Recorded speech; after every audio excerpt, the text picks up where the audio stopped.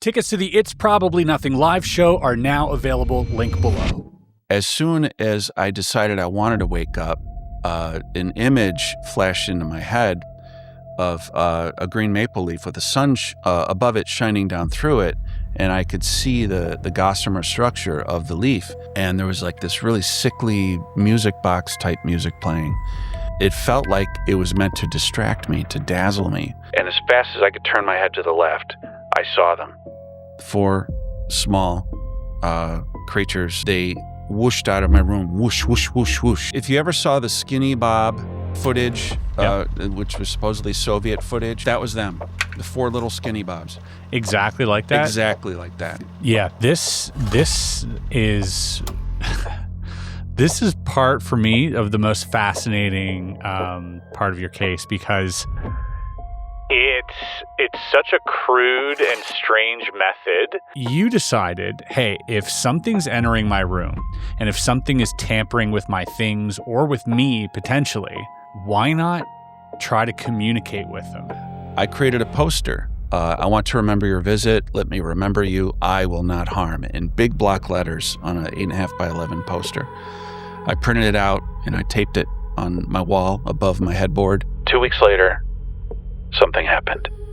And I woke up in my garage and I was suspended off the concrete floor and I was tilted forward at a 25, 30 degree angle and I was looking down at one of those little Skinny Bobs. Do you think they're evil? I think they're desperate. I think that they're trying to survive and I think they want to come here. I think they want to live here on our planet, and they can't do so without borrowing heavily from our gene pool. The word abduction itself doesn't encompass the loss of agency, you know, and to be shown children I can never touch or love or hold or know. That just makes me shake with anger. You know, I hate these people. I hate them. Hi, Chris. My name's Terry. I'm probably going to regret this, but here it goes. In 1969, while working at a venue in San Francisco called the Family Dog and the Great Highway, I got involved with a conversation with a gentleman who had walked off the street, who started explaining that there were these beings that existed here at a higher vibrational level. He said that they had a physical existence, but they were out of our range of perception. And then he looked at me and said, they'd like to speak to you if you're interested. I thought the guy was out of his mind, but I also thought, being a 17-year-old, that, it's true, it could be neat. If you're interested in hearing what happened after that, let me know. Erik Nanstiel, thank you so much for joining me today in the Skiff. And I just finished reading your book, Angst in the Shadows. It was a really interesting and incredible story of alien abduction, of an ongoing, what seems to be like this progressing, ongoing experience that you keep having to relive. And today I want to talk to you about the origins of that, how we got into that, and then based on your experiences, what your theories are. Absolutely. And thank you for having me. You know, it's not every day I get to speak to experiencers, and that's one of the things that I think draws me to this book, like many others, whether it's, you know, Whitley Strieber, Betty Andreasson, Travis Walton, so many others, is, you know, we can learn a fair amount of things from whistleblowers or from observations in the sky or FLIR footage, but you can't learn about their culture. You can't learn about their origin. You can't learn truly about, you know, their technology unless you speak to an experiencer, and then that gives you some type of glimpse into their world. I agree. Although a reluctant glimpse, I'm sure at times. But for you, this all started when you were just a baby. That's right. It started for me when I was a baby, but it started for my mother in the 1950s. And but I'll start with myself. In 1970, I was, I want to say about spring, like April, May of 1970. I was about 15, 16 months old. And it started with these white orbs of plasma that would enter my room. I remembered it because this happened so often, it just kind of burned into my memory. Normally, I wouldn't remember anything from my infancy, but in this case, I do.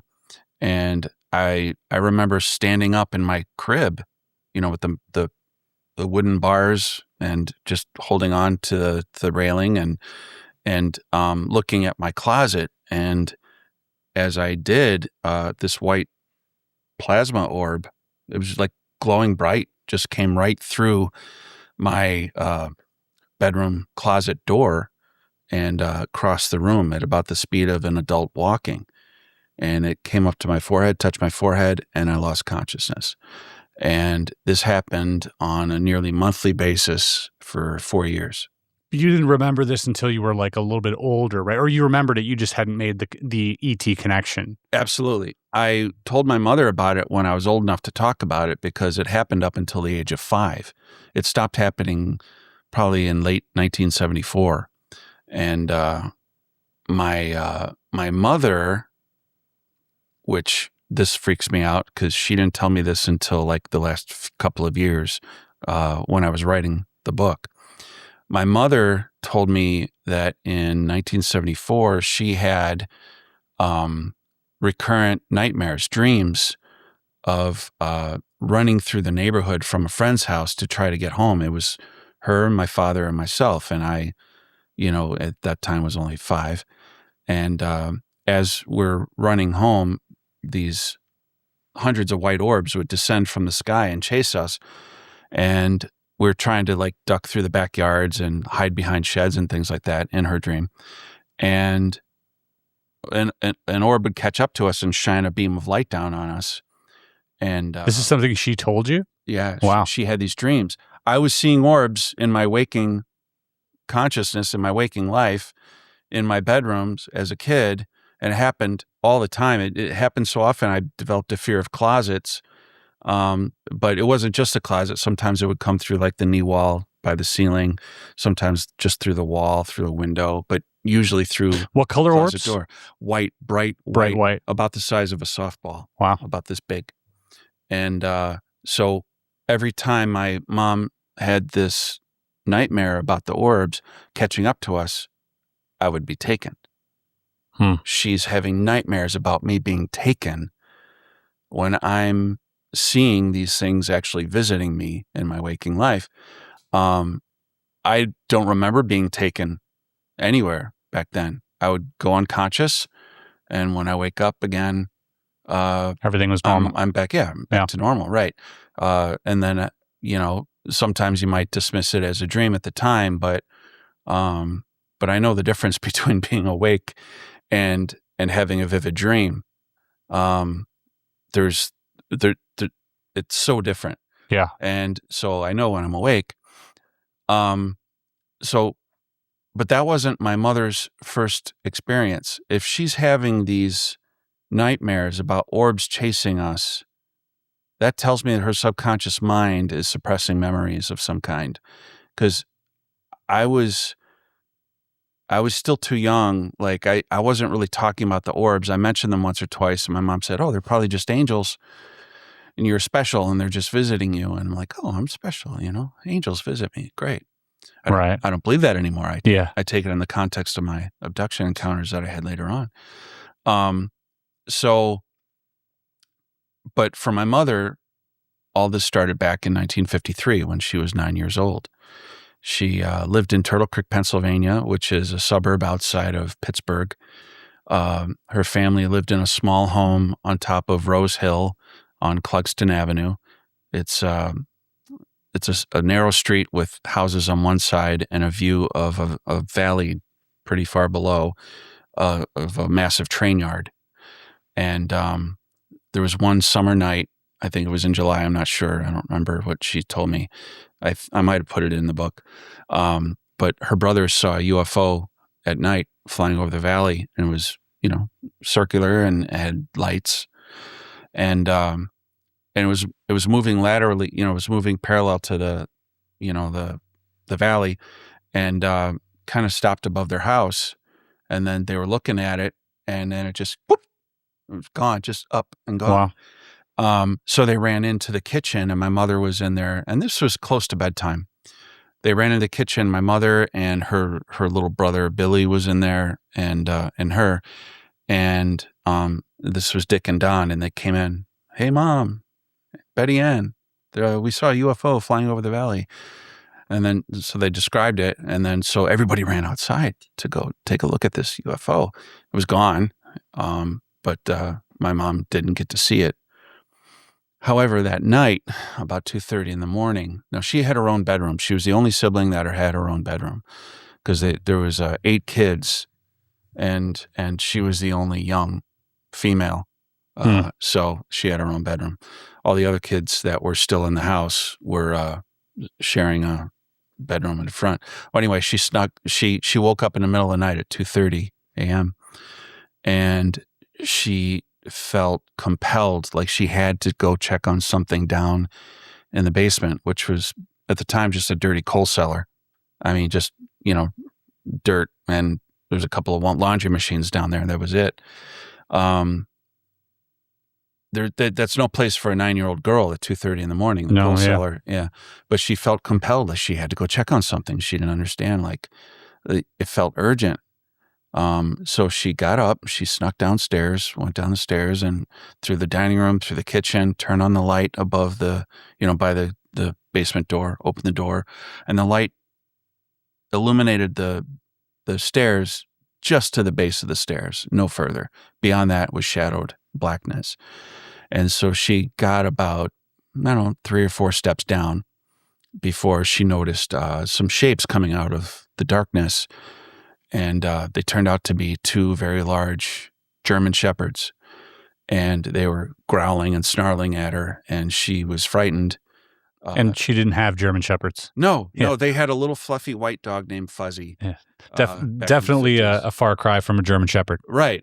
And why would they be in the basement at 2:30 at night? Right. And this is your impression, traveling a little further in time here, but this is a screen memory.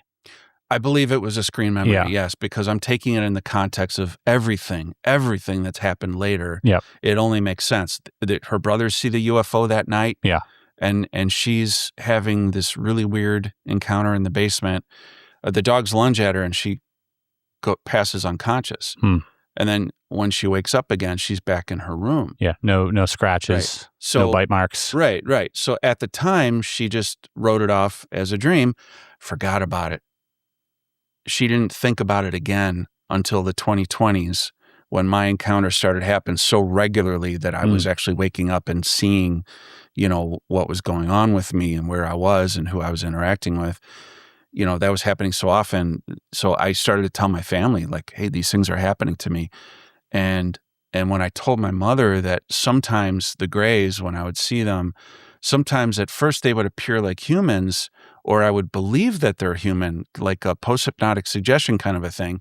And then later on, when I'm back at home and I wake up, the visual memory of what I actually saw is what I remembered. Must have been very confusing. Right. To try and figure that out and try to map that out in your own mind. It's like, I was talking to my brother Ron last night, but no, it had the big eyes and a gray face. It was a small gray. So things like that. So eventually, I was telling my mom about these screen memories, and then that just clicked something in her head.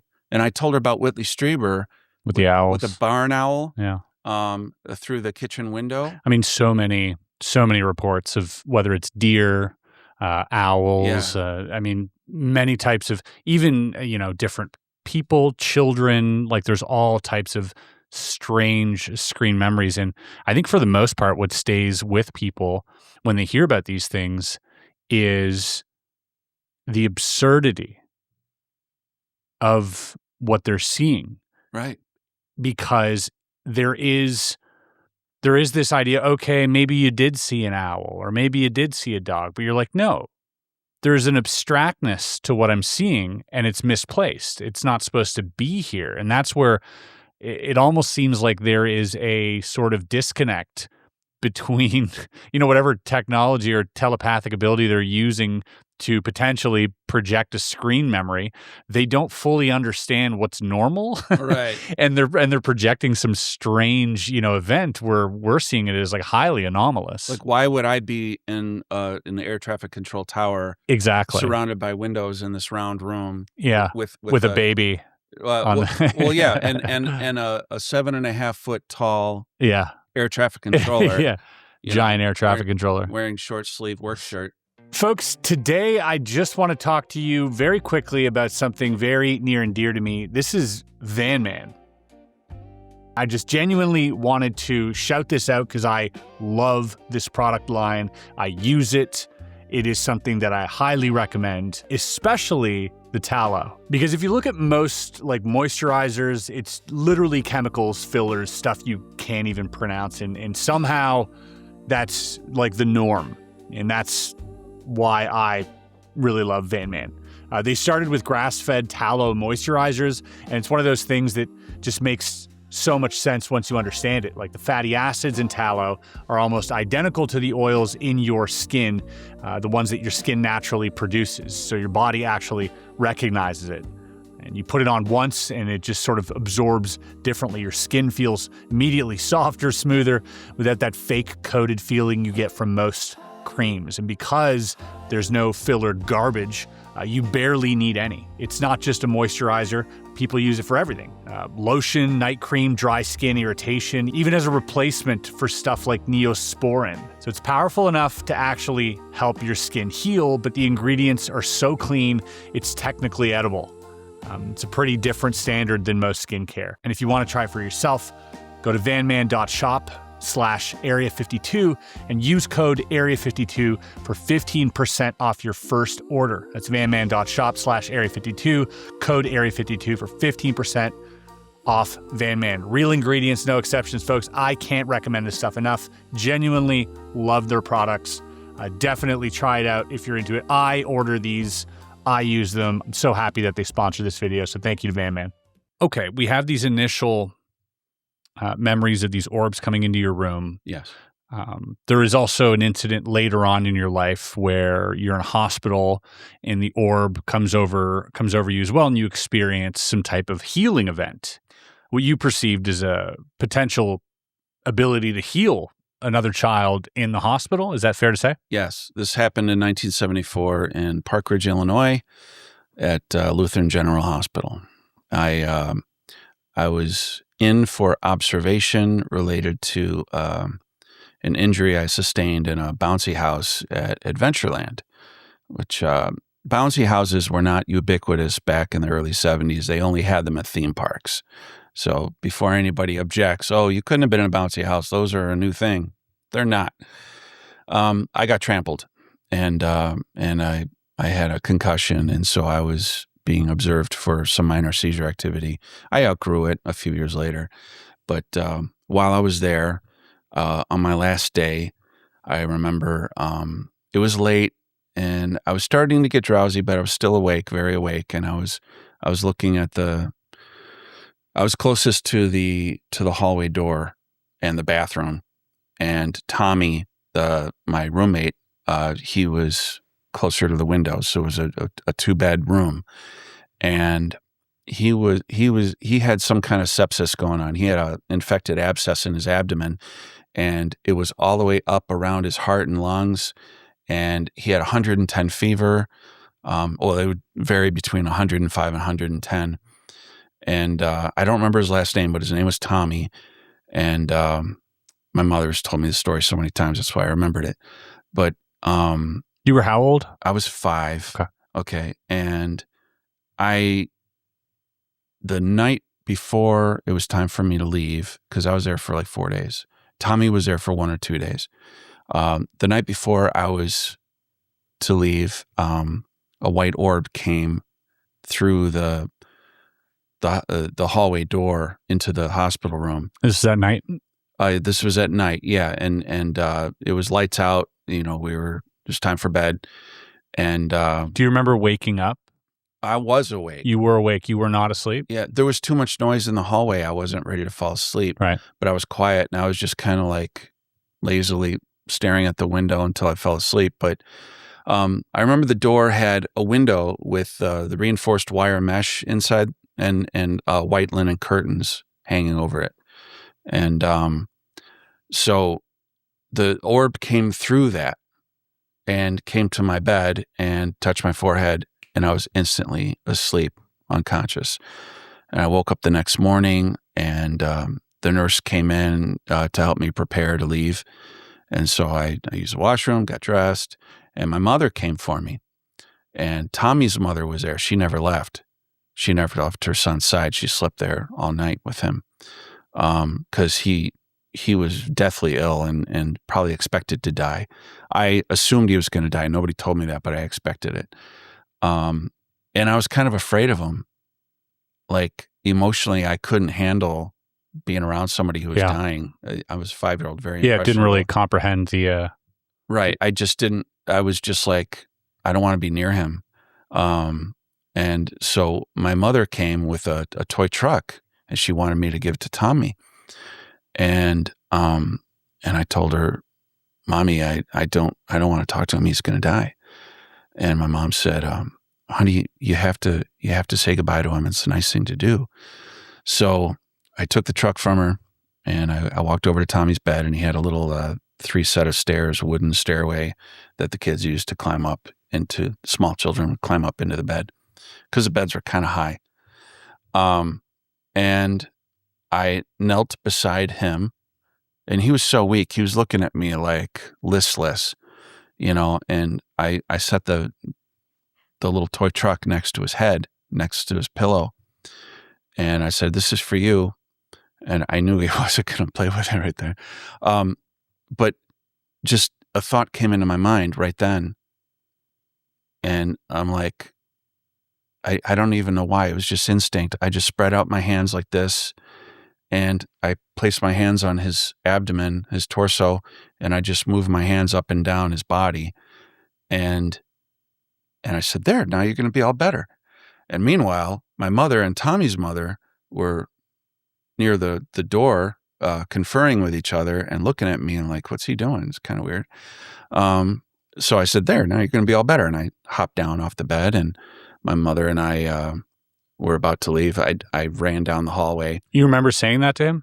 I remember saying that to him, yes. Wow. But my mother told me something I said when I was in the hallway. She said, I was looking at my hands. I said, I have magic hands.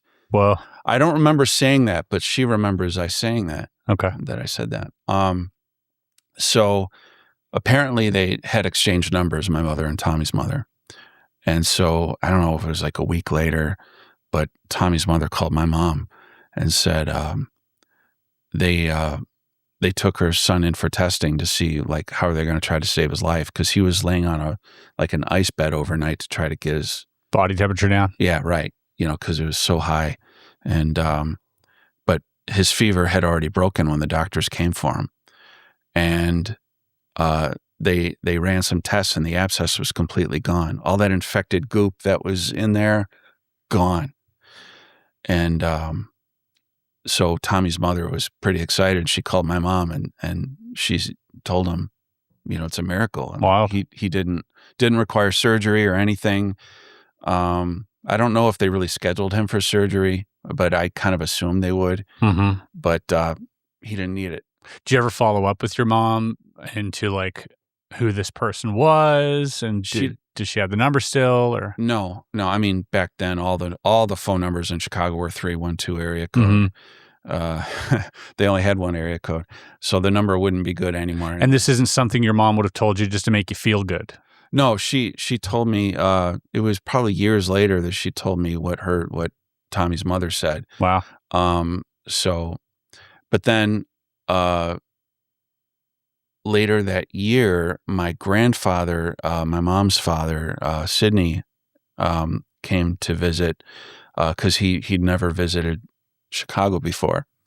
They didn't have a lot of money, so they didn't do a lot of traveling.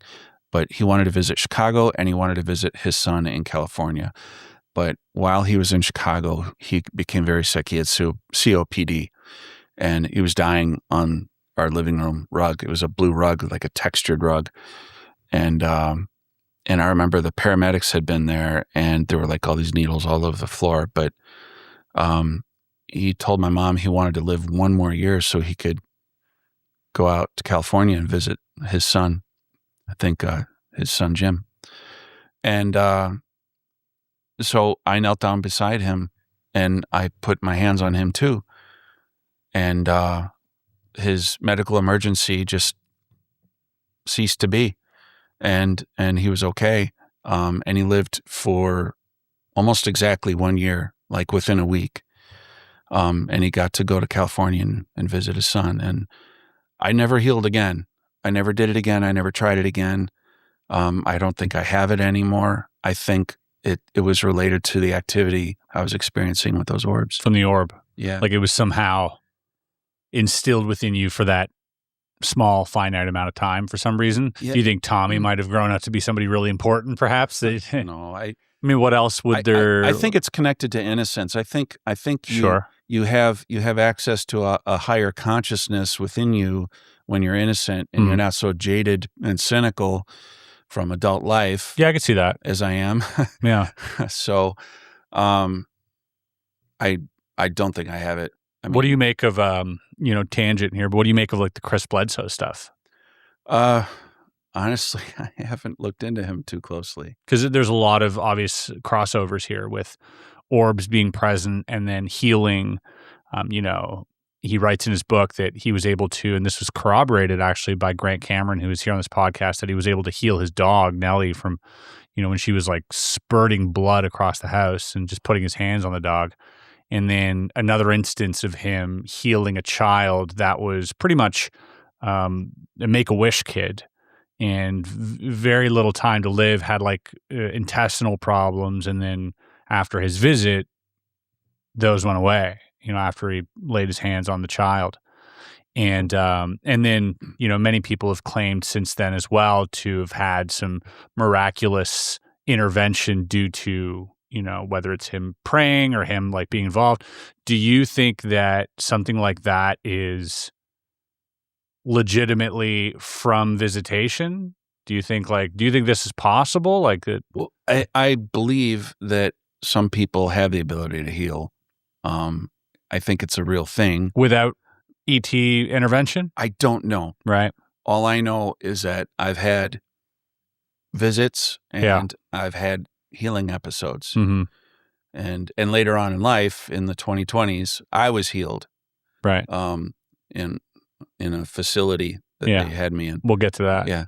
But then you have like books like Preston Dennett, who you mentioned in your book as well. And he's got a book where he covers 300 healing cases of orbs or ET phenomenon, and just so many of the same type of story, especially in hospitals. A lot of times in hospitals, surprisingly, where you have these orbs floating in and being witnessed and just kind of healing people. Do you think, was there ever at any point in your life where you got confirmation that those orbs were related to the later sort of grays interacting with you? When I came upon a realization that was connected to the abductions I was going through, it was only after watching an episode of Ancient Aliens where they showed the cast live on stage at an alien con, and somebody was talking about orbs, and they also had abduction encounters. So they saw orbs, and then I see. So I'm like, those are connected. And then it just started to click, and then my mother later told me about her episode in the 1950s because I was telling her about these screen memories, because I started to look into it because it was happening so often and I wasn't believing what I was seeing. But then eventually those screen memories stopped working on me because that's something that they impose upon you through some kind of post-hypnotic. Yeah, some illusory sort of field. Yeah, they just make you think you're seeing familiar types of people, familiar types of places, where I'd think I'm in a hospital or I think I'm in a air traffic control tower or some place like that. And as soon as you see past the veil, it's really hard to keep that keep that charade up. It stopped working on me. So I was visually seeing either a tall gray or small grays, sometimes both in the same room. That's interesting because, we talked about this at dinner last night, but it is one of those things where, as a magician myself, I've been able to use hypnosis for entertainment purposes. I have friends who are some of the best hypnotists in the world, entertainment hypnotists, not clinical hypnotherapists or anything, but can do some of the most incredible things to the human mind and make you perceive certain things through different, stages of suggestion. The interesting notion, though, is that as a magician, I am ironically disillusioned by this because I know how it works. So there is some susceptibility here. There is like a layer that I can no longer be sort of hypnotized by. And so I understand the idea of seeing a screen memory or something, some veil, and then seeing past it and then being like, oh, is that all it is? And then once you have that information, you can no longer go back. Like someone who's readily read into how to hypnotize people, whether clinically or whether, for entertainment, does have an edge on not being hypnotized. I think the tall grays are stronger at it.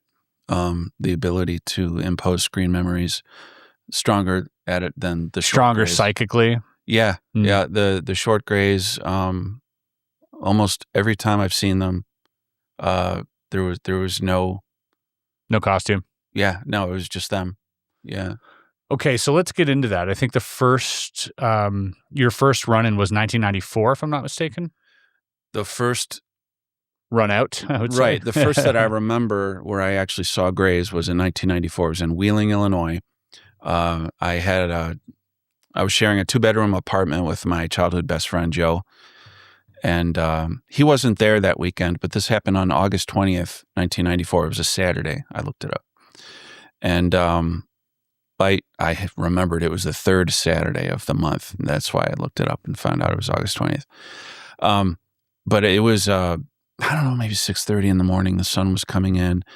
And I was aware that the morning light was in the room, and I had become conscious in my sleep. So it was a lucid dream state. But I wanted to wake up. And so I had plans that day, and I was actively thinking about those plans while my eyes are closed. I'm like, all right, I'm going to wake up and take care of business. And I couldn't open my eyes. And then I'm like, wait, that's weird. So I tried to move my body. I couldn't move my body. I'm like, all right, is this, later on, I'm like, was it was like, could that have been sleep paralysis? I mean, it kind of fits the symptoms. But as soon as I decided I wanted to wake up, an image flashed into my head of a green maple leaf with the sun above it shining down through it. And I could see the gossamer structure of the leaf, the cells and the veins. And I was rotating underneath the leaf itself. And there was like this really sickly music box type music playing. And it was just a sick melody that it was disturbing. It almost felt like a horror movie. But it felt like it was meant to distract me, to dazzle me, like dangling keys in front of a baby kind of a thing. So I started to panic, and at first I couldn't move, but then I started to shake, and I felt the bed shaking underneath me, and I was finally able to pop open my eyes, sat up straight in bed, and as fast as I could turn my head to the left, I saw them. 4 small creatures. They're ashen gray, bulbous heads, big black eyes, dark coveralls from their neck down to their feet. And they whooshed out of my room, whoosh, whoosh, whoosh, whoosh, like they were propelled. They weren't running. They were moving too fast for something so small to run. They were propelled, and the way they accelerated, it was kind of like they were at the end of a taut bungee cord that was snapped loose. And they just accelerated right through my bedroom door, which was closed. I don't know why they chose the door. I guess they could have gone through the wall, but they went through the door. At this point, you're wide awake. Oh, Yeah, and freaking out. This is not one of those moments where you wake up twice. No. You're wide awake in your bed and you're seeing this. Yeah, as fast as I could turn my head, if I had turned my head ever so slightly slower, I would have missed them. But you got a good enough glimpse? Yeah. And it kind of burned in my memory. So then I started, I'm like, those look like little gray aliens. So I started like reading. So I didn't do a lot of reading, but I read about the Betty and Barney Hill case, and I was interested in that. And there was a lot of Bob Lazar stuff going on in 1994. Videos that you could rent at the video store, and they came out with that Testers model kit, and I bought one of those. And so I was interested in it in the mid-90s for a while as a result of seeing them in my room. This was after seeing them, yeah, not before. After, yeah. But I did not. Was there any interest before? Were you at all like? Did you have a mental image of what a gray looked like, or like were you seeking them out in any capacity? I did, because I saw Whitley Strieber's book, Communion, like 5 years before that, on an end cap. Very different from a gray, like a typical gray, though. Well, because the skin tone isn't gray. It's not an accurate drawing. That's supposed to be a representation of a tall gray, and it's not accurate at all. But it looked emotionally familiar to me when I saw it at a grocery store, at a Jewel Osco on Northwest Highway in Des Plaines, and it was at a grocery store, and it was $5.02, and the paperback. It was a first edition paperback, and so I got it and I read it because the cover freaked me out, and I couldn't explain why. But I read it, and I still wasn't like, it wasn't like bringing up memories or anything from earlier, nothing like that. So maybe I didn't see any grays in the 70s. Maybe I was unconscious for those encounters with those orbs.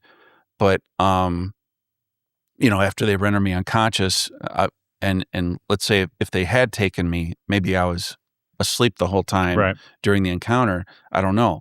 But still that cover on Communion, and this was like 1988, 89 when I saw the book and I bought it. Right. But I read it and then I set it aside.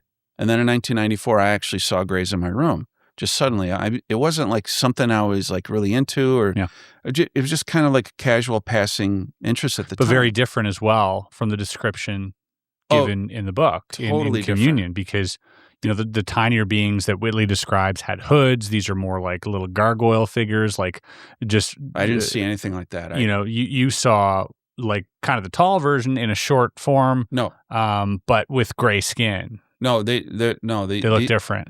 If you ever saw the Skinny Bob footage, which was supposedly Soviet footage. Yeah, we reviewed it here on the channel. That was them. The 4 little Skinny Bobs. Exactly like that? Exactly like that. 3.5 feet tall. Exactly like that. They're little worker bees is what they seem to be. Do you believe that Skinny Bob footage to be authentic? I do, but somebody dressed it up with like fake scratch effects. Marks and right. But the original footage, that was real, because that's exactly how they look. That's exactly how they move. And really, when the first time I saw it, I freaked out. Because it was like, your heart races a little bit. Yeah, you're thinking, oh my God, they're real. Right. Yeah, because it was like, it wasn't like I had a visual memory that I could sketch on paper. Right. But when you knew it when you saw it. When you saw it, you knew it. And so I know that's authentic. I mean, it's just every fiber of my being. You even if you had a guy come up and say, hey, look, I faked this with his 3D software, I'm going to think he's trying to make a name for himself, and he's faking it. Faking it. Right. But yeah, so you bet your life on it. Yeah, those are 4 little Skinny Bobs that I saw running out of my room. You would swear that is real. That's wild. Yeah, absolutely. And because the next time I saw a Skinny Bob was 26 years later. This was in 2020. This is your next experience. Yeah. So there's quite a time frame, quite a difference in time. And before we get to that next experience, that allotted amount of time, is there a significance there? I think that they come, they have a schedule that they follow when they seem to follow family lines, and they have a schedule, and they seem to, every 20 years, they'll come for a 4-year rotation, and they'll come every 4 to 6 weeks for 4 years. So you'll have a rash, like however many encounters, like 48 encounters over a 4-year period, sometimes more than that. And then 20 years off, and then it happens again. So I'm not expecting them back in my life until I'm in my 70s. Because when they came, when they started coming back, I was 51. It's pretty recently. Yeah. I'm 57 now. That's just something that is not readily talked about anymore. It seems to me like the abduction phenomenon, and that might only be because of the coverage of it, but it seems to have dissipated in some way compared to, the amount. But I speak to a lot of people who are abductees, and they tend to disagree. They're like, no, this is ongoing. This is still happening today. Popular culture might have made it passé over the years. Sure. But it's still very strong going on. There's somebody I can't really talk about for privacy concerns, but I may have possibly led them to this person, and they are now experiencing the phenomenon. They hinted at that, right? Yeah, but wouldn't give me any details because they didn't want to be dragged into this talk. Rightfully so. Yeah. It takes a lot of courage, to talk about this stuff publicly, for sure, and to, let people in, especially when you're dealing with some of the procedures that are involved. They're quite invasive. Extremely. They're the most personal, and it's as personal as you're thinking out there. Like it has to do with reproduction. It has to do with some type of, insemination or whatnot. Like there is some very private details that you go over in this book, and that Whitley has provided as well in his book, and some I haven't given. Sure. Okay, so the next time you were to meet any of these beings, and because you had so far only met 4 skinny bobs, as you put it, these short ones, but then 26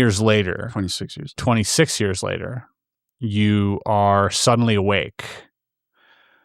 Right, but let me back up 2 months. Sure. I noticed things starting to go awry in my bedroom. Oh, that's right. In January of 2020. Between when I'd go to bed at night and when I would wake up in the morning, something would have changed or been different in my bedroom. And sometimes they were quite noticeable. The most significant was I'd wake up and my bedding was 90 degrees oriented the wrong direction, as though it had been completely removed and then put back on the wrong way. I have these black and gold stripes on my duvet, and it laying across my legs. And then I'd wake up in the morning and it was vertical stripes. I'm like, that's weird. But what made it weirder was the fact that I normally have like a back scratcher and I sleep alone. I have a back scratcher and a night mask, a sleep mask that I put on top of the bed. I might need it in the middle of the night. But normally if I have a rough night and I'm like tossing and turning, these things always get kicked off onto the floor on the opposite side of the bed. And so when I woke up and the thing was oriented the wrong way, I expected those things would be on the other side on the floor. But they weren't. They were neatly placed side by side with each other under the top sheet right next to my body. And I'm like, that's weird. I wouldn't do that because you'd roll onto this sharp-edged back scratcher Sure. that would wake you up. It'd be uncomfortable. Maybe you'd get a scratch. I don't know. So you'd suspected that somebody had tampered. It just didn't make sense. It didn't add up because I know I didn't do that, And then another time was I woke up in the morning and I had my earplugs. I had these orange foam earplugs had been removed from my ears. Now, normally, if I remove them, I just throw them onto the nightstand, just willy-nilly, just throw them like a pair of dice. And so when I didn't remember removing them, I looked on the bed around me to see if they'd fallen out of my ears, but they didn't. And then I looked to my nightstand right next to me, and they were stacked on their ends, neatly, daintily next to each other. I saw that, and my eyes went wide, like, whoa. Like, how did that happen? I didn't do that. I know I didn't do that. Later on, years later, I would meet a woman who experienced that exact same phenomenon with her earplugs, which blew my mind. Whoa. Yeah. That was validation, at least on that one little detail that that was awesome.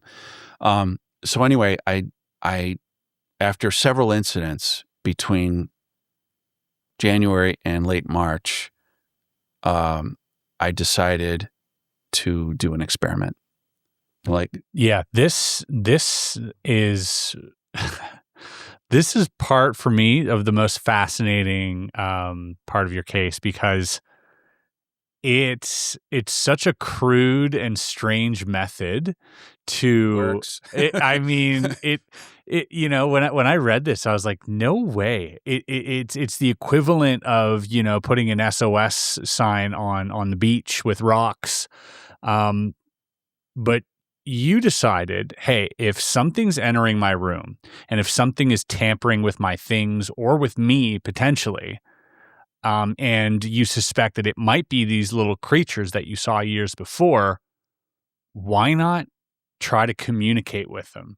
And that just kind of blew my mind when I read that, because I don't think that's where very many people's heads ends up when they think about this stuff. Well, they're more like, please do not come back. If you if you can't be awake to communicate, how else do you going to do it? So what did you do? I created a poster. I went online and I found a picture of a small gray alien that looked like the ones I saw in 1994, and it was an illustration of a little skinny bob. And I'm like, okay, that's the one. So I put the illustration on the poster and I said, I want to remember your visit. Let me remember you. I will not harm, in big block letters on an 8.5 by 11 poster. I printed it out, glossy paper, and I taped it on my wall above my headboard. And I thought, okay, I hope the babysitter doesn't enter my room, or somebody like sees this, because they're going to think I'm Looney Tunes. Oh, 100%. Oh yeah. I mean, this is really strange stuff. So I'm like, let alone bringing a date home or something, right. Or like, oh no, I would rip it down. I'm like, last thing you want them to see there. I'm not letting you into my weird little world just yet. Fair enough. So, what I did was, I put it up there, and a week goes by, nothing. And, then as the days go by, I kind of forget it's even up there. I just ignore it. I have no idea how long it's going to be, if ever. You know, and maybe nothing will happen, and I'll just tear it down and forget the whole thing. But 2 weeks later, something happened, and I woke up in my garage wearing nothing but my boxer briefs that I was wearing to bed, and I was suspended off the concrete floor, and I was tilted forward at a 25, 30-degree angle, and I was looking down at one of those little skinny bobs. And he was wearing dark coveralls, and it was very dark in the garage, but there was light streaming in the side window, illuminating the small gray's left side. And to my left was I had a 2002 Chevy Trailblazer, and then I could see like the paint cans and the shells behind the gray, and it just noticing my environment. I was able to turn my head. Could you feel the environment, like the cold, the smell? No, or I was anything numb. like that? It was like being drunk, but without the buzzy feeling. You're in a state of pure awareness. You're very awake, pure awareness, but you're deaf and dumb. Like, you can't think straight. And this thing spoke to me, words in my mind. Words, actual words. Yeah, we're actual English words in my mind. And there was a voice to these? It sounded like a voice, but it was, I mean, yeah, it's hard to. It didn't have an accent or any. Sure. It was like the closest would be like a Midwestern accent, just very, very clear syllables and it didn't sound like mechanical. It Didn't sound familiar? No, it was just words in my mind that maybe my brain interpreted as English, or maybe it knew Sure. English. I don't know. Was it stern? No, it was just very matter of fact. Just a matter of fact. It said to me, apparently in response to the poster that I want to remember you guys, it said, "We can't allow you to remember our visit, or else my superiors will know about it." And before I could formulate a response or a question, because I was confused, I didn't like, what am I seeing? Before I could formulate any kind of response, I was instantly unconscious again, and not dreaming sleep, black sleep, just completely black sleep. And then when I woke up from a black sleep. There were no further imagery in my mind, and it was I don't know, sometime after 3 a.m., which is normally when people tend to wake up. Like that's normally like a REM period of time. Yeah, Whitley Strieber describes the same time. Yeah, but that was like the witching hour. Sure, yeah. So I sat up in bed and I just couldn't believe what I just experienced. Of course, I don't know how long it was after the garage that I had woken up. It could have been an hour later. I don't know. But, for those wondering, like, how would you describe knowing the difference between being in your garage or perceiving that to be your garage? Like, for you, what is the, oh my God, this is my garage? Because obviously, if you're listening to this, the first thing you're going to say is, it's was a dream. It's more visceral than a dream. It's more physical. I couldn't. I should have been freezing. The garage must have been 40 degrees Fahrenheit at that time. It's a very insulated, well insulated garage. So the wind doesn't make it too cold, but it cools down slowly overnight. So it would have been about 40 degrees in there. I didn't feel anything, and I didn't. I knew I wasn't touching the concrete because I didn't feel the concrete under my feet, and my feet were not dirty afterwards. I was, and from my eye line being just about equal to the roof rack, right, told me I was off the floor. Yeah. I couldn't see my feet because I was leaning forward. And my arms are at my side. And I was like a frozen plastic. I made an illustration of this. You can see it on my book's website. And the illustration is exactly right. And the way that I illustrated the light streaming in, there was like black and white streams, like, and the light was moving like this side to side as though there was like a spinning or moving or something was walking in front of the light source. I don't know, but it was like doing this as it was illuminating him from the side. The streams were moving. It was very strange. You think it was a ship? I don't know. It could have been an orb. It could have Yeah. been, I don't know, but something was very brightly lit. There were no signs later on the grass. You went to check outside. Yeah, there was nothing. There was no burn marks or anything like that. So whatever it was, it wouldn't have landed. Yeah, it is interesting to have that vantage point in the garage as well, where you're not likely to have that point of view if it weren't for the fact that you were elevated. I don't dream about my garage. It's boring. Yeah. I mean, it's like I got paint cans in there and tools and lawnmower and snowblower and a car. And it's usually you dream about things that you have an emotional attachment to or something you're concerned about or thinking about. Sure, there are abstract dreams as well, I would say. I wouldn't rule out, dreaming about something absurd, but also knowing the difference between a dream and reality, I think is the more important part here. It's such a different experience for me, and I know the difference between when I'm asleep or I liken the experience to I was in a car accident during college, and I told you about this at dinner last night. I was in a car accident. This was in Iowa, and my roommate John was driving. I was drunk in the back seat. He was sober, but he was driving, and the roads were icy, and we were going on a a bridge, like over a creek or something, and he slid and hit the back of a semi with his right front corner, and we're spinning around. Anyway, until he was able to right the car and we narrowly averted death from oncoming traffic, I was just taking it all in, like in slow motion. I was dissociating myself because I didn't want to believe it was real, and I was numb because I was drunk. That's what the entrancement that they impose upon you feels like. It feels like being drunk, but without that uncomfortable, buzzy feeling. You don't feel anything below your neck. No fear. No fear. That's the thing.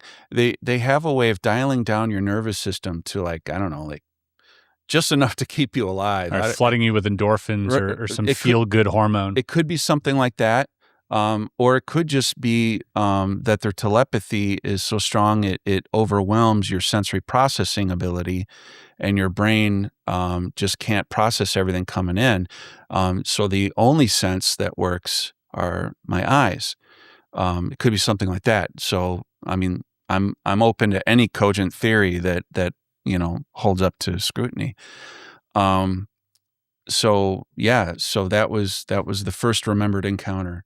After this encounter, this is obviously now hugely different from this sort of transient glimpse that you had at these four beings rushing out of your room, waking up from a dream. You're kind of like,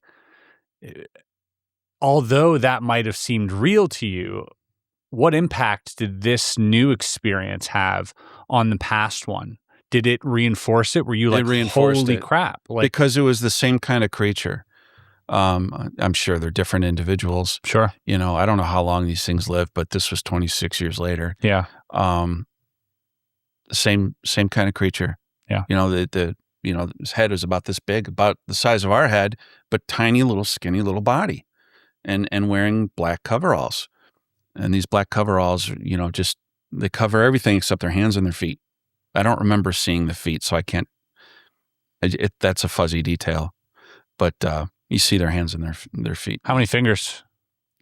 I don't know. I get the impression it's 5, but I don't. That's a fuzzy detail. Okay.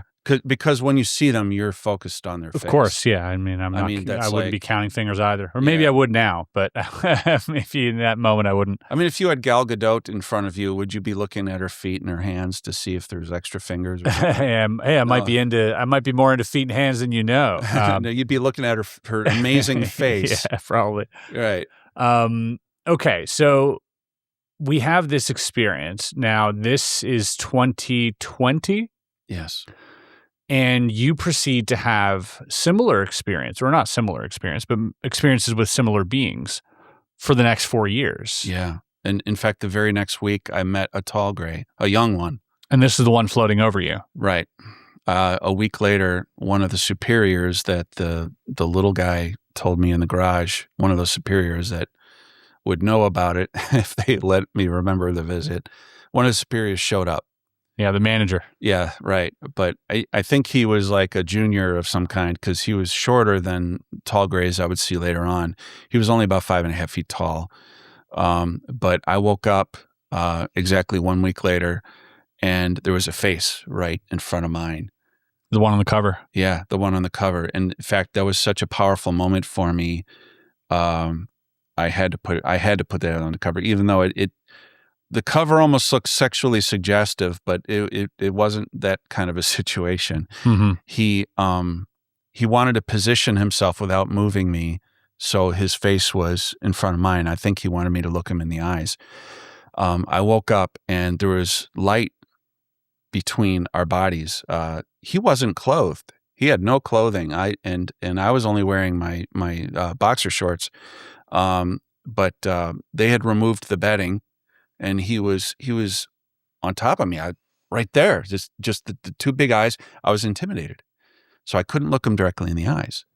So I stared at his shoulder, at his right shoulder, and I was just like, okay, I'm just going to focus on his shoulder. So I was looking at the skin tone, the texture, the color, and it noticed that I was interested because I had the thought, I want to touch his shoulder, and it knew that.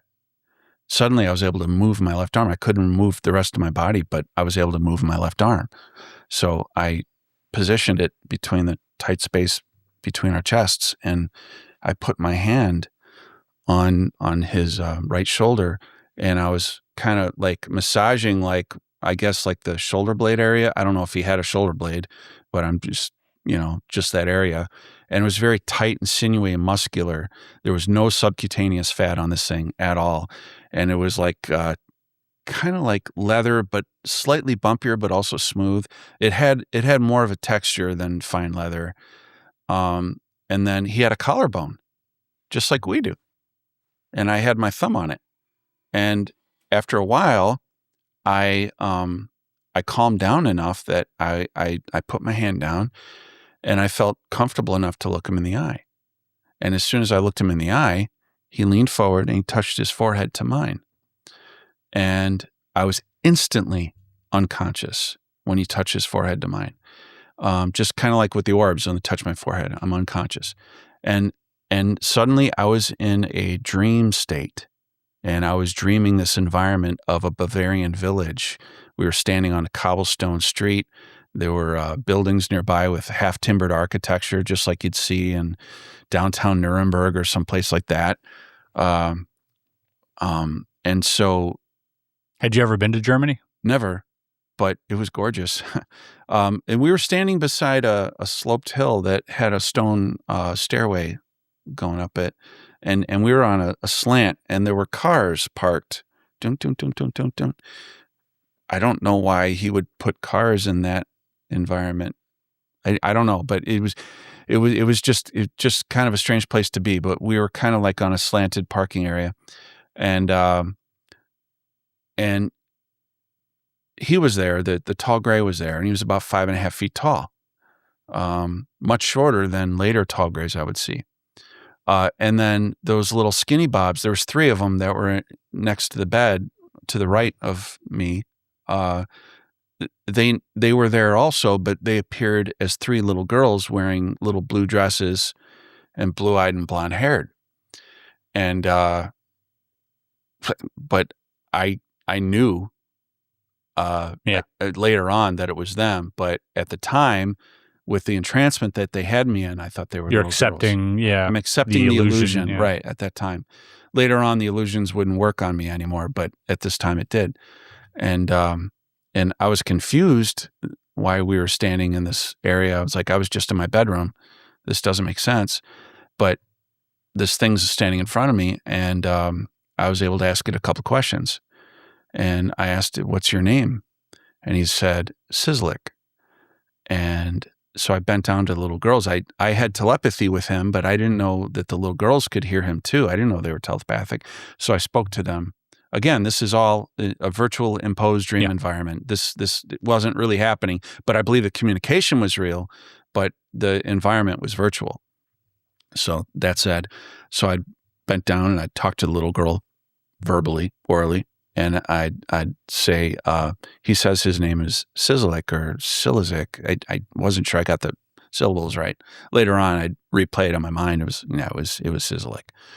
And then I asked him other questions like, are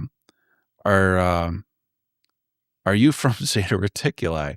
That's a very specific question, but it's because I read about Betty and Barney Hill in the 90s, and Marjorie Fish, this amateur astronomer, took Betty Hill's star map that she saw during her abduction, and was able to correlate it to Zeta Reticuli. And then I remember Bob Lazar talking about Zeta Reticuli in the 90s, so that was in my head. Yeah, also, I would say before Bob, there was Bill Herman as well, who was told by the beings that they were from Zeta Reticulum as well. So I asked, and he said yes. And I said, "Are you from the 4th planet?" And he said yes. I'm like, okay. And again, I asked him something based on something I read. I read about the Project Serpo, those papers. I read those in the 90s also. Yeah, the Reagan. Yeah. The supposed Reagan briefing. Yeah. Probably wasn't even real, but supposedly our military called their planet Serpo. So I asked, do you call your planet Serpo? And he says, no, we don't call it that. So I was waiting. He didn't tell me. Like, what do you call it? No, he didn't tell me. And it's just irritating me because nobody knows.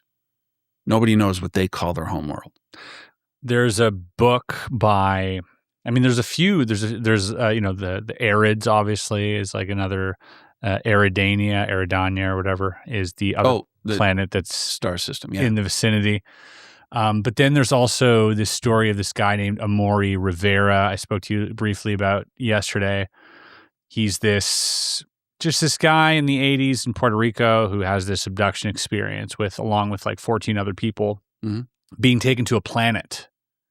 And the planet that they're taken to is pronounced Ka, Kaa, essentially. Almost sounds Egyptian. It almost sounds Egyptian, yeah. And that was but it was the letter K in Spanish, in whatever language they were using. But that was the only other, but then there's so many stories. If you look at Wendell Stevens, and he covered just a vast amount of contact cases from, Umo to Moringa, Itibira, Andromeda, Mirasol, all these different like places, but also these different star systems and planets that kept coming up. But yeah, alas, none of those were offered to you. You're far better studied than I am. But I'm still new to researching all this stuff. But so I know he's from Zeta Reticuli. Yeah. But I couldn't think of any good questions like, why are you bothering me?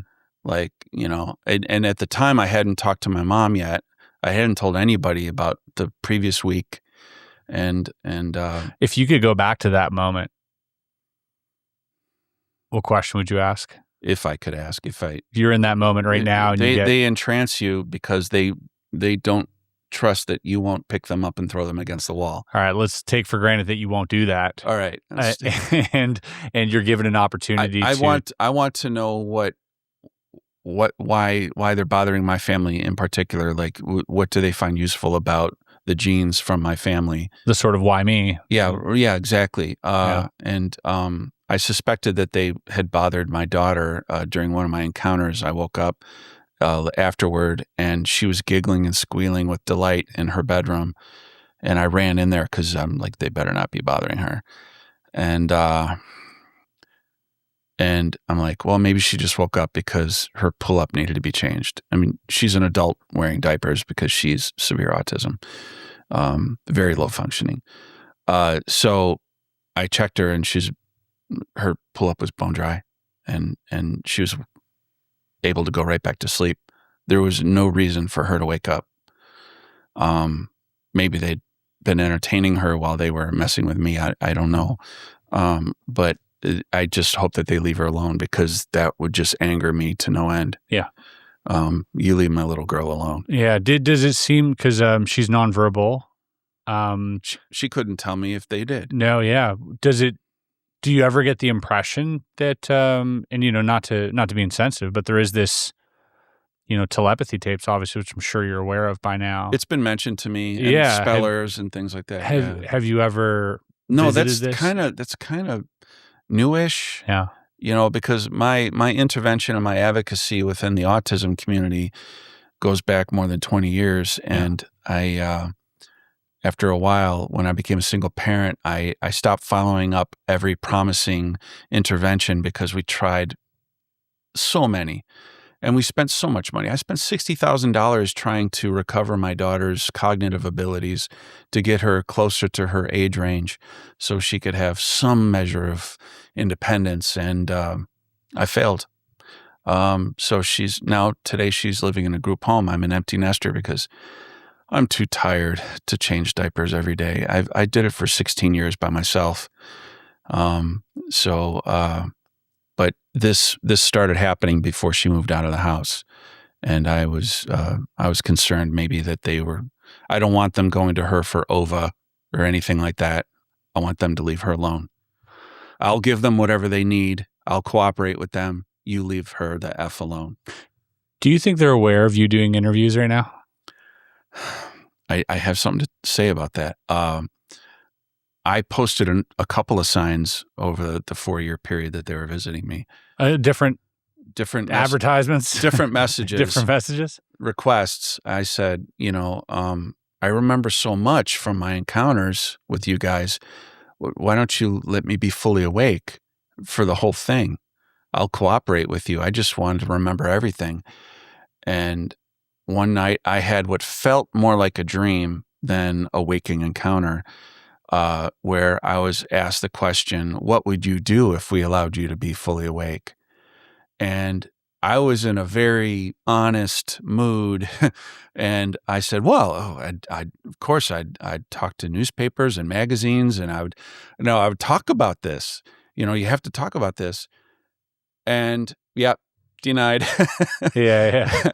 So, but I had some waking encounters where I think they were experimenting with me. They were letting me be awake for short periods of time, anywhere from 12 seconds to 2 minutes, depending on what was going on. If they required my physical cooperation, or if they wanted to show me something, it was a longer period of time where I was allowed to be standing on my feet. But they kept me very, very sedated, like cognitively sedated, where you're just very passive and agreeable, and you just do what you're told. When you wake up from these experiences, do you feel like an insane amount of fatigue? Sometimes, like you hadn't slept at all. Yeah. I'd wake up, which was very inconvenient because, I have to go to work.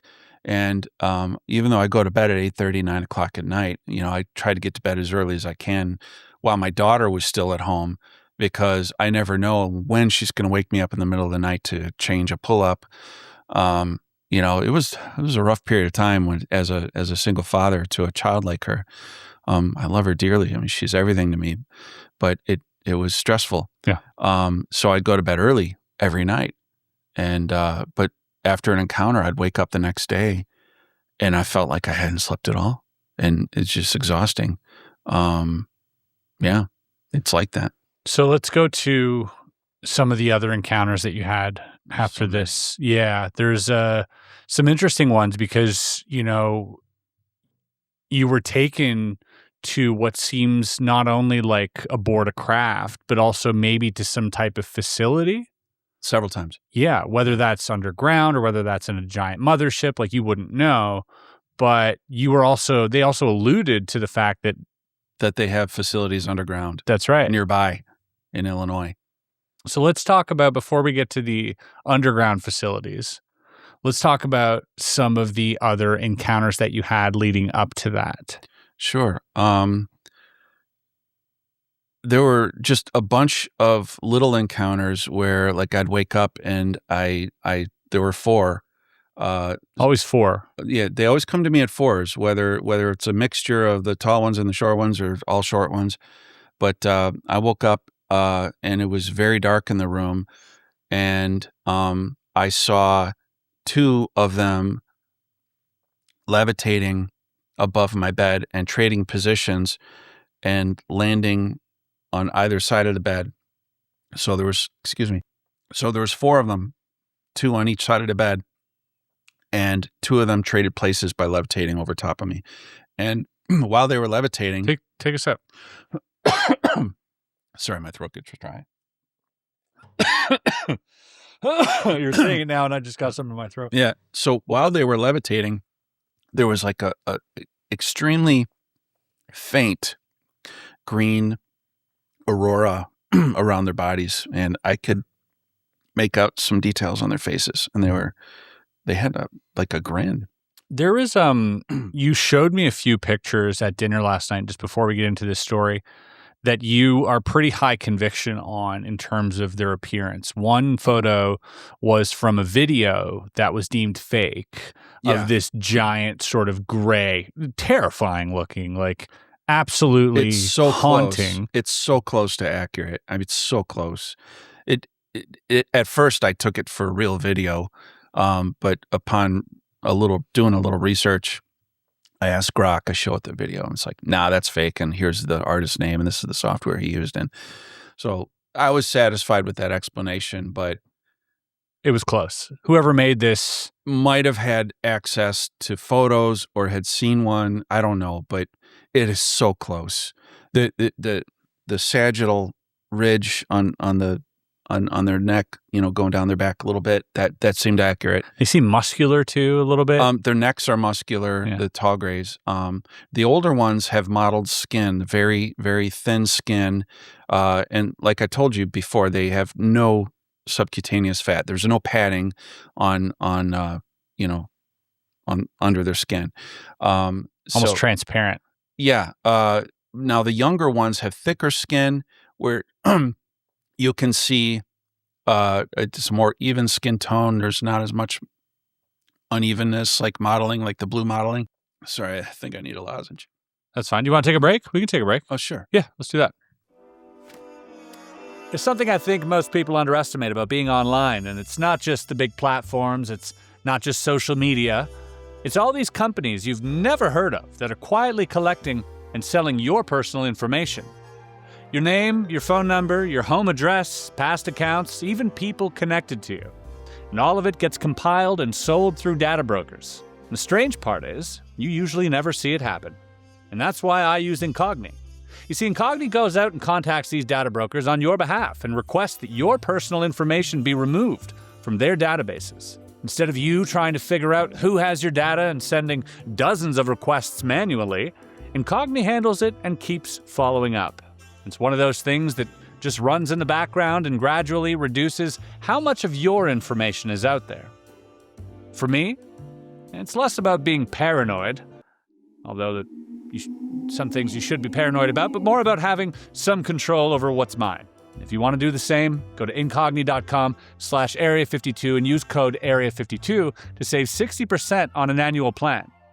Because your privacy should not be declassified. So these beings, you said they had like these large necks, and in the photo that you showed me, yeah. I mean, you can see some bruising, and that's exactly what you kind of described. Right. The older ones are the taller ones. The younger ones are shorter. Are they the same? Yeah, the Sizzlick was the same as the ones I saw in other facilities when they'd remove me from my home. But what it means, like the little ones, do they grow up to be tall ones? No. The short ones are a different species. They're engineered. They're worker bees. Yeah.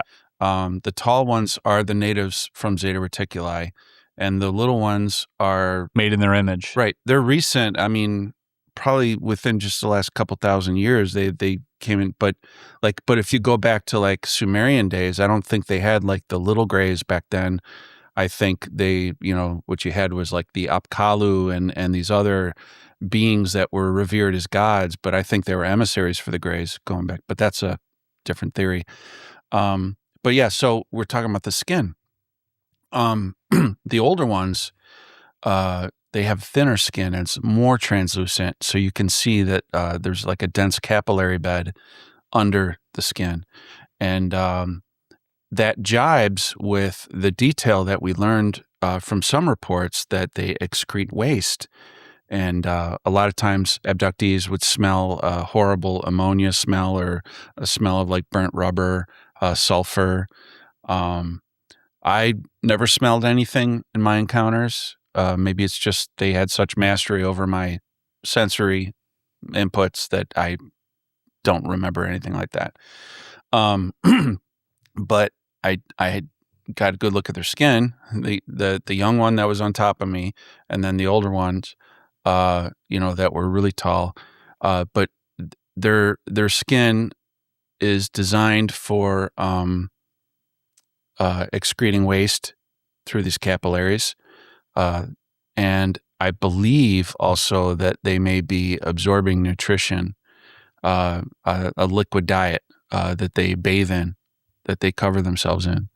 So they not only excrete, but it's a two-way street with these pores? I believe that, yes. Yeah. Rather than ingesting based on everything I've read. Yeah. I mean, not based on my encounters alone. Sure. Based on everything I've read, I'm like a Jenga puzzle. I'm just putting everything together. I asked you yesterday if you'd read the file on Reddit where this molecular biologist came out. Have you read that since? Or I did last night. At it? Yeah. Yeah, I did. Was there anything in there that you thought whoa, this is... I think most of it jibes with what I'm hypothesizing about their physiology, their biology, but I'm fascinated by them because they have such mastery when they take you.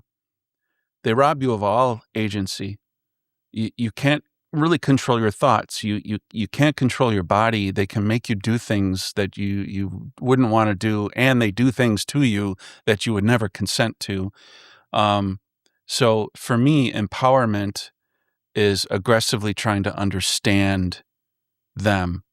You know, what makes them tick? Why are they doing this? What's their agenda?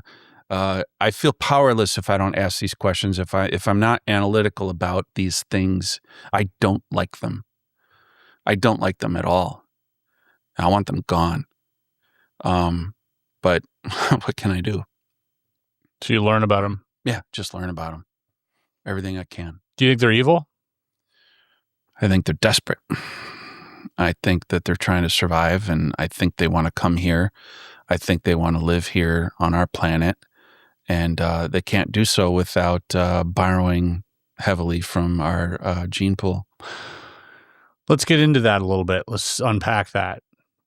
Yeah. There is, if you look at the story that the molecular biologist on Reddit put out, a lot of that taps into their diet and how they digest food and how they produce waste.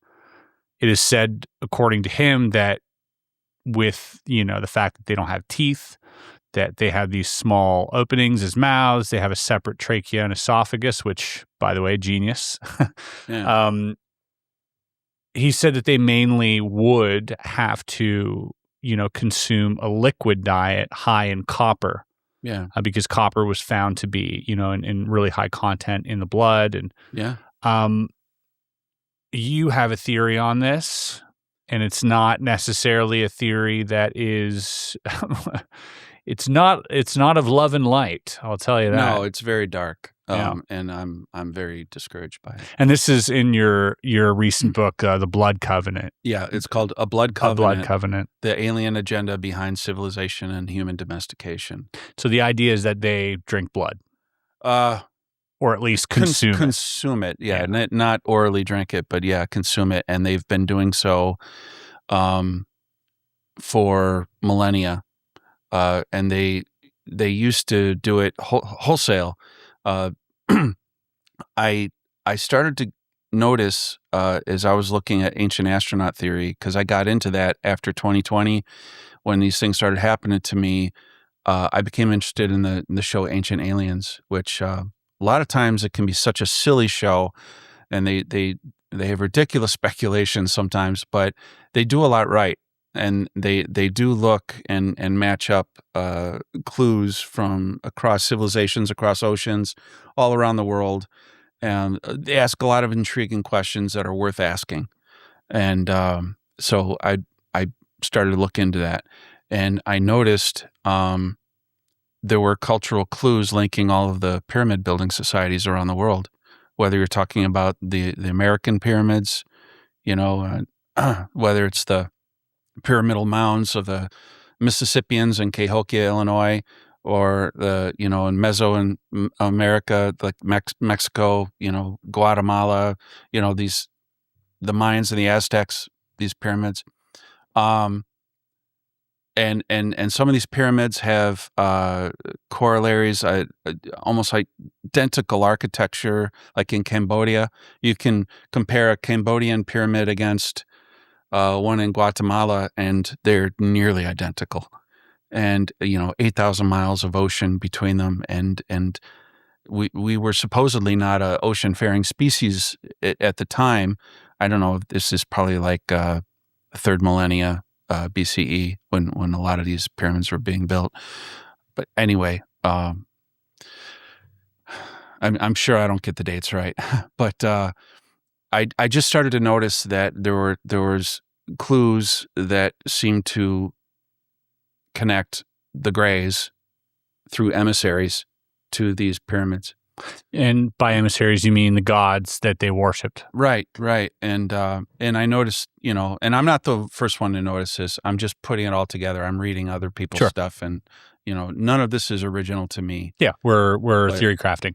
Right. So what I did with the book was I took ancient astronaut theory, everything I've been reading, everything I've been putting together, and I basically assigned all of that to the grays of Zeta Reticuli, whether directly or through emissaries. But I came to the thought that in the Americas, these pyramid building societies, they were highly a type O population, O positive, like more than 73% of these populations, these American tribal populations were type O.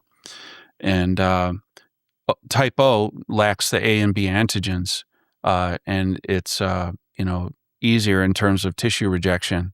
So O negative is the best donor, but O positive is far better than A or B or AB. And so I noticed every place there was human sacrifices, blood sacrifice rituals around the world, type O. Like, that's significant, all right? That's something to look at. And now in the Middle East, where they had animal sacrifices, but there you have high populations of A and B antigens and not as much O in the Middle East. Like the Hebrews and that, they're not type O. So I'm like, okay, but they revered cattle, but they didn't eat cattle. And I'm thinking, oh, that's kind of interesting. I stuck that in the back of my mind. And then the Egyptians revered cattle too, but they didn't really eat cattle. And then with the in recent years with the cattle mutilations, like the work of Linda Moulton Howe and stuff, these animals are completely exsanguinated when their carcasses are dumped, and certain tissues are removed that appear to be with high heat instruments like a laser of some kind. So I wonder if there's a connection. And then that kind of led me to this idea of blood consumption. Mm-hmm. Like, why were the Mayans and the Aztecs giving blood to their gods? Why would God demand, that you kill a certain number of people? And I realized, well, look, they all have they've got these pyramids, they have similar writing, similar agriculture, all these things. They have all the similar trappings of society, that brings them together. I'm like, well, what if they were domesticated in order to more efficiently harvest them for their O blood? And so that kind of led to the idea. And so I started to look, okay, so what if they do need to consume blood for nutrition? So then I started to look at their physiology, their biology. I'm not a biochemist. I'm not a. What's your blood type? I think I may be positive. Yeah. They seem to like A and B for breeding and O for consumption. So if you're type O or O negative, and you're in the wilderness camping alone in UFO hotspots, you might disappear and never come back. That's, yeah. It's a creepy thought. Yeah, it is kind of, but it's just a theory. And so okay, they're consuming bovine blood because of the close genetic resemblance to human blood? I believe what they're doing is because these days they can't just demand, okay, we need 200 people's worth of blood. They can't go to the Mayas or the Aztecs anymore and say, give us blood. Right. In exchange for favors. They can't do that en masse anymore. I think what happened was maybe they were being over-harvested at the time, back when the Mayans just abandoned their cities overnight. That could be because they were being over-harvested and they freaked them out, and the blood covenant wasn't worth the exchange anymore. So they abandoned these cities that they were inspired to create. Just a theory. It's wild. Right. It is wild. It's you mentioned this too last night, but it's the closest thing to like vampiric folklore that we have. Right. Well, they can't be in sunlight. They have very thin skin with a dense capillary bed right under this translucent skin. They would burn horribly in sunlight. So you'll never see a tall gray out in the sunshine. The short grays, the little worker bees, they have a little bit of padding under their skin, a little bit of subcutaneous fat. They have the ability to be in sunlight for short periods, not as long as you or I could. Like a familiar. they're, but they're able to tolerate our biosphere better, and I think they're engineered that way in order to do the home invasions and take people like me out of my bed. So what's your best theory on why it is they are here? Because I'm sure there's nutrition elsewhere. What's so special about here? Why do you think the Zetas come here? It's a huge conversation unto itself, but I'll give you the cliff notes. I think that their planet is smaller than Earth. That's why they're taller. And if you look at their wouldn't that make them smaller? No, they lower gravity. But if you put a shark in like an aquarium, the shark is smaller. Do you know what I mean? Like if the environment is less conducive to having large things on it, you know what I mean? Wouldn't that make them? I don't think no, because I mean there's still a lot of surface area on a planet bigger than Mars, but smaller than Earth. There's still a lot of surface area, but it's so they likely come from a lighter gravity environment, so they're taller or more oxygen. Now, why do they have these big black eyes with these black lenses over their eyes, and why are they so pale and can't be out in sunlight? Well, probably because they're adapted to be indoors or underground. And why would they be underground? Well, what if they lost their magnetic field because their planet is smaller than Earth? It may have cooled off a long time ago. They might have lost their magnetic field and subject to cosmic and solar radiation on their planet. So they might have had to have adapted to underground conditions. And so over time, they optimized their genetics to be in a different type of biosphere underground. So, but then I'm thinking, okay, well, if they're adapted for living underground on their own planet, why are they coming here? Well, what if there's some other clues that really intrigued me, related to the loss of their magnetic field. Now, do you remember what Bob Lazar said when he read these briefing papers at S4? Yeah, containers. Right. That the military reported that the Greys considered humans as containers, and we were given religion so that we wouldn't damage the containers. And he speculated, but he doesn't really stand beside this firmly, but he speculated, well, maybe they meant containers of souls, or containers of blood, since they consume blood, but they could grow a blood factory or something if they that's what I would assume too. Right, yeah, right. They could just find some other means of nutrition. Right, but right, exactly. So I'm thinking, well, it has to be more about the souls. Okay, so what's so great about our planet? Well, we still have a magnetic field. Well, what if? Now think about this. When a person is living, they have an active nervous system with electrical activity. What if that is the anchor, like a Faraday cage, like an electrical anchor that keeps a soul in the body? And when you die, your nervous system just, the electrical activity ceases, and then the soul just escapes the body and goes somewhere.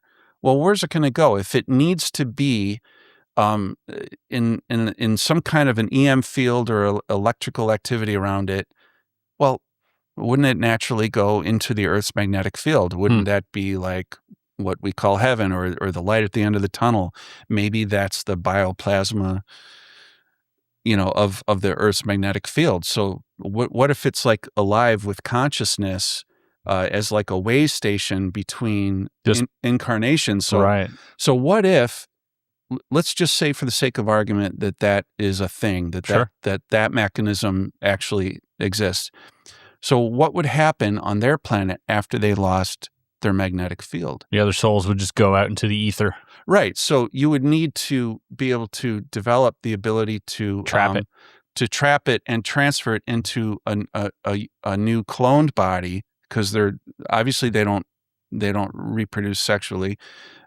So you have to be able to either move their soul from a dying body into a new clone body. And some author researchers have spoken to abductees who have witnessed, supposedly, allegedly, soul transference. Soul transfer, right. So what if they had that Tom technology? DeLonge even talked about that at one point. Right. Now, I know nothing about that. Yeah. But I'm just taking that as a data point. Yeah, we're lore mashing. We're taking things and we're theory crafting. I like it. Right. So what I'm suggesting is that what if they were losing souls to migration? What if the souls that every time a tall gray died, its soul couldn't enter the magnetic field, it was too weak or it was gone? What if it migrated over to Earth? And what if most of their souls, so every time one of they would try to bring to life one of their clones from its chamber or whatever they grow it in, gestate it in. What if it doesn't achieve consciousness because there's no soul to enter it? And so their population dwindled and they had to come here in order to reclaim what they lost to migration. What if those souls migrated to the Earth? To the closest, nearest magnetosphere. Now, this is the most woo stuff you're ever going to Sure. Because I like to stay grounded in scientific things. I like this theory. I think it's fun. So are you saying that if someone gave birth in the ISS, it would be like a stillborn, soulless child? Well, no, the soul's available on the ISS because there's the magnetic field is still around. And what if you were it's still behind the moon? Well, no, I don't think that would hurt it because it's still it's still close enough in proximity. Right. But there is a point in space where you get to. If you're talking 39 and a half light years. Yeah, maybe distance becomes an issue. Again, this is just. Yeah, sure. I'm just playing with it. This is pie in the sky speculation. I'm not an expert on the grays. I'm trying to become one. Yeah, of course. But I'm with you. Okay. So let's say that this is real. They lose their magnetosphere, they lose their ability to incarnate, and they have to sort of manually transfer souls. And it sounds really sad and desperate. That's why I said they're desperate. Yeah, and to come here, and then so what is the purpose of the hybridization in that case? Well, they don't trust us. Now, if you'll remember what Whitley Strieber said, what he was told by the Greys is that vocal or voiced sentient species don't last very long. Yeah. Because we lack a deeper empathy that is necessary to avoid self-destructive behaviors like our wars and our ever-increasingly powerful weapons like nuclear weaponry. So he was told that only the telepathic species have a chance to have a long legacy. So I think that we have been judged as primitive. Well, not harmful, not viable for the long term. I see. Yeah. Okay. So therefore, not worth an investment, worthy of replacement.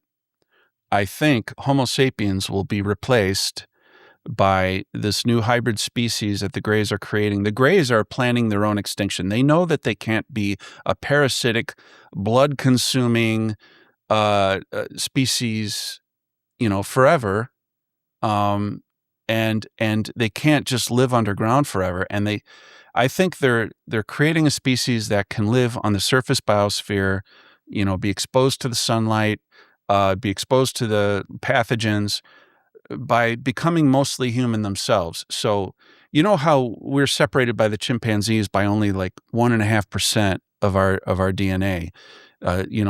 Chimpanzees share 98.5% of the same DNA, or maybe it's 97. I'm not sure exactly the number, but they're mostly human. So it's just that last little bit, the few percentage of DNA makes us what we are. Makes all the difference. Right. So they're our genetic cousins as a result of that close association. Whereas a banana only has 50% of our DNA. That's crazy. It's pretty close. It is. I know a few bananas. Yeah. I'm having improper thoughts about eating that banana. It's cannibalism. No, I'm kidding.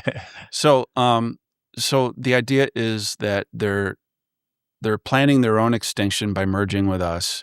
And when the last tall gray dies out, then that'll be it.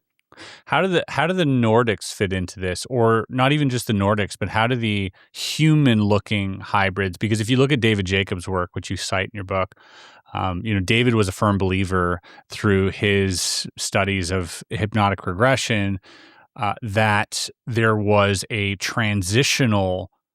multiple, I think 5 transitional phases between the human and the hybrid, which is the human hybrid that looks identical. Yeah. And, as it nears the hybrid, it gets more and more, looks more and more, and starts acting more and more like a human. But at first, you have these egg-headed, genderless, like weird, bizarre, and there's this whole kind of crude and homely version of a human between these two.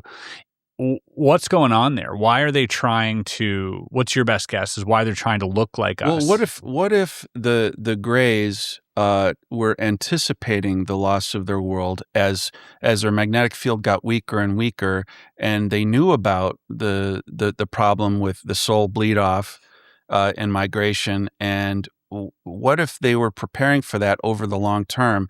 So they come to Earth, they find Homo erectus, and start to modify it. Sure. What if they were trying to create a platform that would be more suitable for hybridization with? So it was a long game. So what if they started to, Homo erectus, and then it becomes, a newer species, and until they get to sapiens. So now Homo sapiens is finally a platform upon which they can do the final change and blend with us, converge with us. And then Homo sapiens, already our birth rates are declining all over the world. I think our population will contract, but at some point we are going to be swept aside.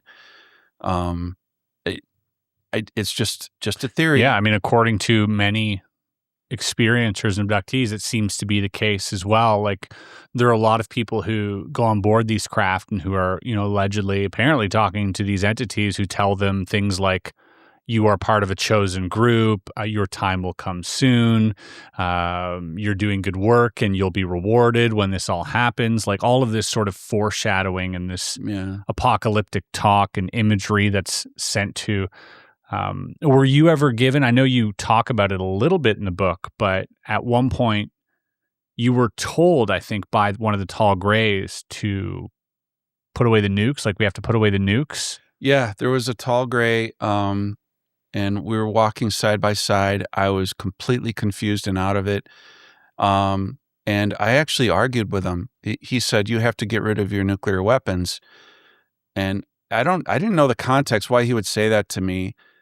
And I was only conscious for 25 seconds, but I argued with him. I said, we'd be giving up our strategic, our mutual deterrent. So we can't just give it up, at least not, unilaterally. We can't do that. But as a species, we might have a chance to do that actually once AI and robotics are able to create enough abundance for everybody that nations don't have to compete for resources against each other. We might have an opportunity to get rid of our mutual deterrence at that point. So long as we have like really good cybersecurity and we can keep AIs from being corrupted by foreign nations.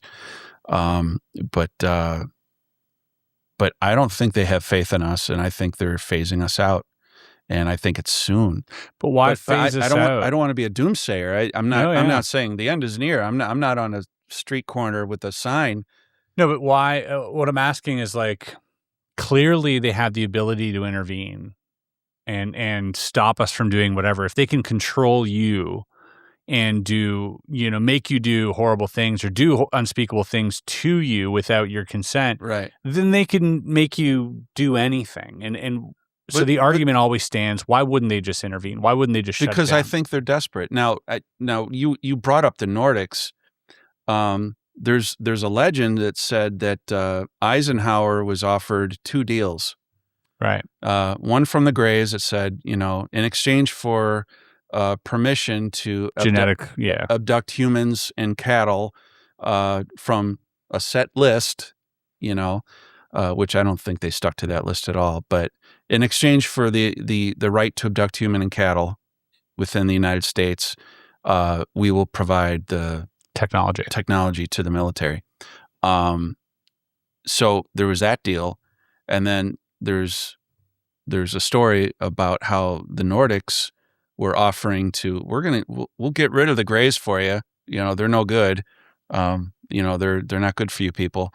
And we can help you achieve world peace, but it would come with like less freedom. Yeah. Put away the nukes. Right. I don't know much about that story. I didn't. Mm-hmm. And we were very trigger happy during that time. I mean, if ever there was a time where we wouldn't have given up nukes, it was the Cold War. Like, I mean, right. Worst time to offer up a deal like that if you're the Nordics, by the way. Right. like wait a few decades, because at that point, we had just discovered the atomic bomb, and we had just discovered that other countries are also making the atomic bomb. Not a time to put down the nukes. What if the Nordics have continued to warn us about the Greys? We saw that crop circle, the crabwood crop circle. Yeah. In 2002. Yeah. Beware the Zetas. Right. So they had an image, and you could put this in post-production, but it was an image, like a halftone image of a tall gray face, and there was like this circular binary message, and the Orion star system, right? And they were warning us, basically calling them liars. Beware of bearers of false truth, right, or false gifts, right, and then don't trust the Zetas or something. Beware the Zetas, but much pain, but still time. I mean, that was part of it.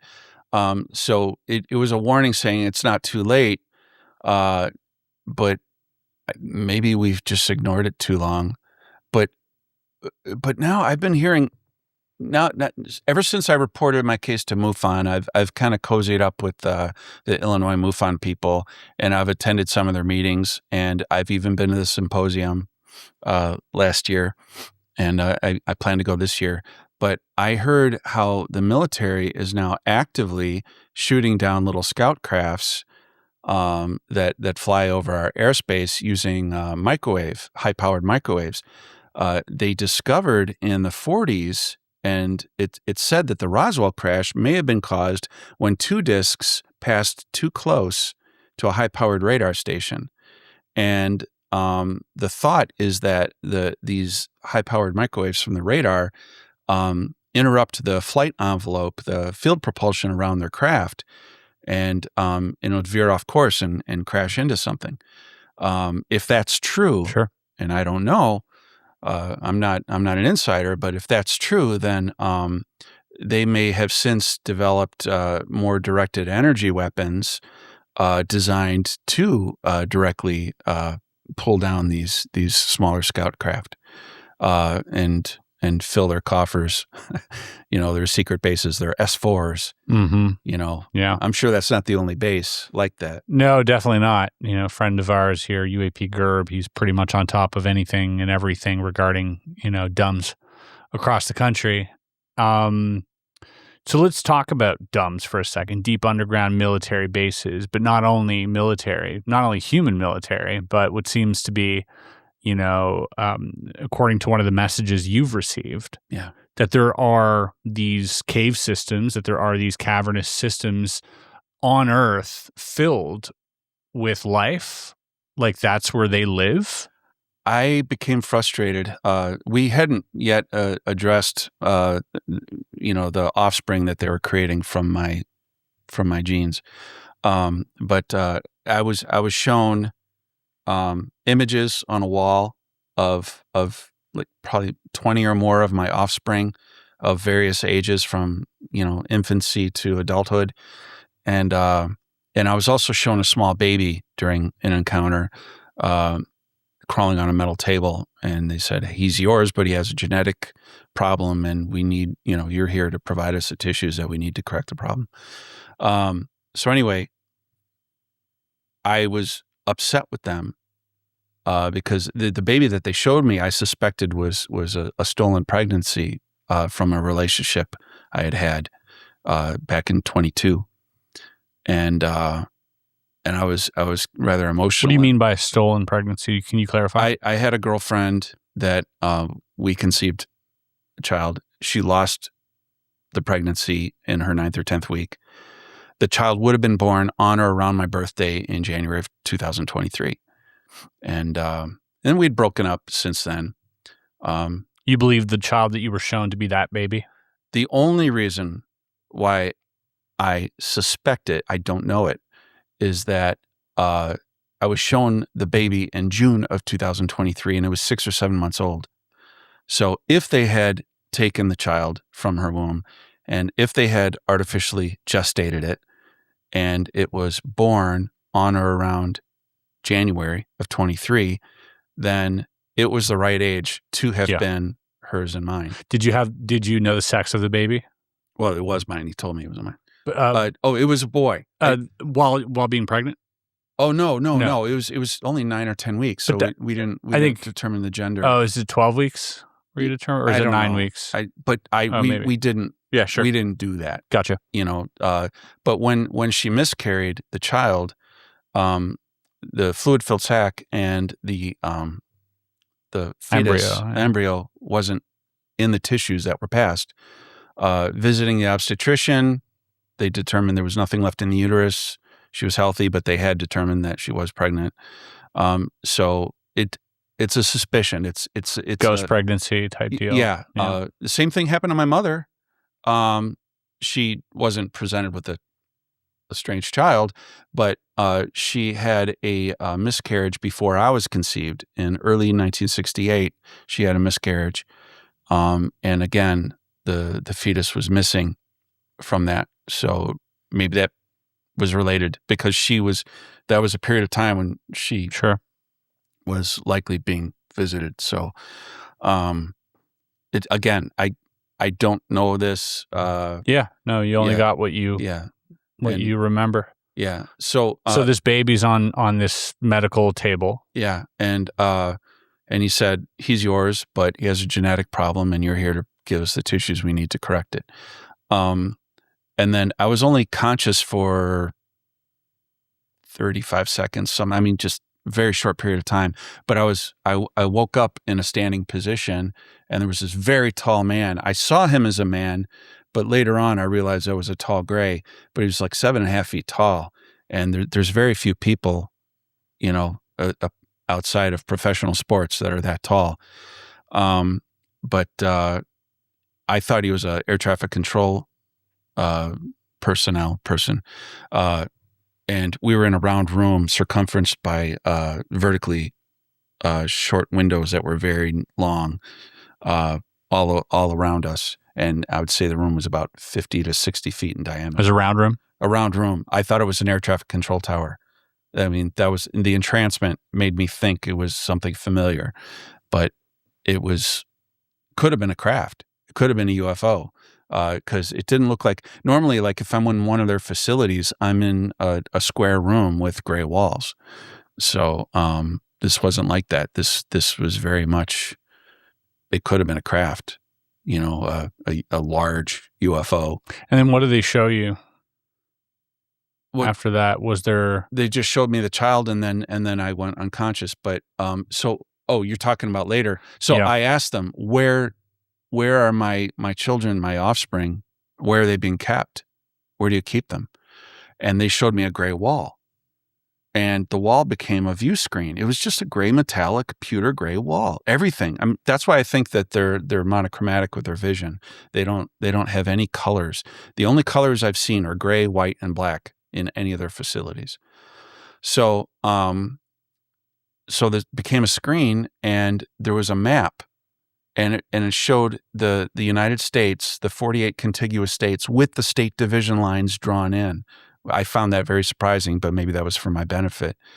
And then they zoomed in on Illinois and surrounding areas, and I could see under the surface of this map. Now, it was a monochromatic map. It was very gray, and it was like line art. And but it was 3D. So I saw caverns under eastern Illinois. At the northern end, they were about even with the bottom tip of Lake Michigan. And at the southern end, they were as far south as Peoria, Illinois. And I've mapped out on my book website the counties that are over top these areas. And I estimate, based on the scale, that the caverns were there's 3 caverns. There was 2 parallel to one another at the same depth, and one between them deeper down. And so the 2 top caverns were about a third of a mile underground, which with the geothermal gradient would probably put it about 75, 80 degrees Fahrenheit, comfortable for human habitation. And then below that, I'd say close to half a mile underground. So you had the 3, and they almost looked like bananas because they looked like rounded triangles the way that they were constructed. And at the southern ends, they sloped downward. And I was thinking about that. I'm like, well, that kind of makes sense, because you could have groundwater runoff, within the caverns with the sloping downward, and also heavier gases like CO2 would sink down to that. So you have better airflow, circulation within the caverns. I fed the design of the caverns into ChatGPT, and it did a forensic analysis, and it told me that's actually a good design for caverns. And then I said, okay, well, is there anything in the geological record that would prove that they're not there? And it didn't find anything. It said, well, there's some oil production south of there, further down south in southern Illinois, but there's no known caverns. But the type of bedrock in that area is ideal for caverns. It said that it's primarily dolostone, which is and dolomite. It's a limestone that's high in magnesium, so it's very strong. So it can support caverns, and that kind of stone has been used for countertops and. Well, sure, but I'm talking about underground installations, like walls and stuff. Yeah. Oh, wow. So there's yeah. So when I was looking at that, I also realized that Illinois is geologically very stable. There's not a lot of earthquake activity. You have the New Madrid Fault not too far away, but it's been pretty quiet for the most part. Have you visited that area, or do you plan on visiting that area? Well, I've driven over that area several times, but another advantage to that, it's close to a freshwater source. Sure. Lake Michigan. Yeah, great place to park your vehicle as well. Yeah. Right? I mean, we hear so many stories of like these things coming out of lakes. Yeah. Especially Lake Michigan being a massive lake itself. I mean, yeah, there might be bases under the lake too. That's what I'm saying. Yeah. But they found a stone hedge in Lake Michigan under Traverse Bay in Lake Michigan. Yeah. Well, there you go. I mean, that's really interesting. I'd be interested to see the correlation with the per capita amount of abductions or sightings or experiences in that specific area versus the surrounding areas. If there's anyone in that area listening to this right now, which is exactly which area? This is Eastern Illinois? Eastern Illinois, running parallel to the Indiana border, just west of the Indiana border. So if you're from that area, comment below, let me know if you've had any run-ins. I'd be curious. MUFON has an app, I think, or there's an app that has like little dots on maps of UFO sightings. Yeah, but there's a lot of people out there that don't. Yeah, that's true. Reach out to MUFON. Right. There's probably more people than do. Yeah, for sure. But you'd be surprised at some of the comments. You know, people through anonymity can just come out and say, you know, oh, well, actually, there is something going on there, or we did have a sighting in a lake. I would love to have those caverns disproven or proven. Sure, Either yeah. way, I just through want LiDAR. I'm creeped out by the thought that there may be tens of thousands of hybrids living underground beneath our feet in Illinois. What do these hybrids look like, do you think? I don't know. Anytime Do I you was think they're showing like an us? image, I think they're mostly human. Yeah. Maybe they have slightly bigger eyes, but if they're bred for the surface, I don't think they'd be given much bigger eyes than we have. Yeah, they'd be similar to us.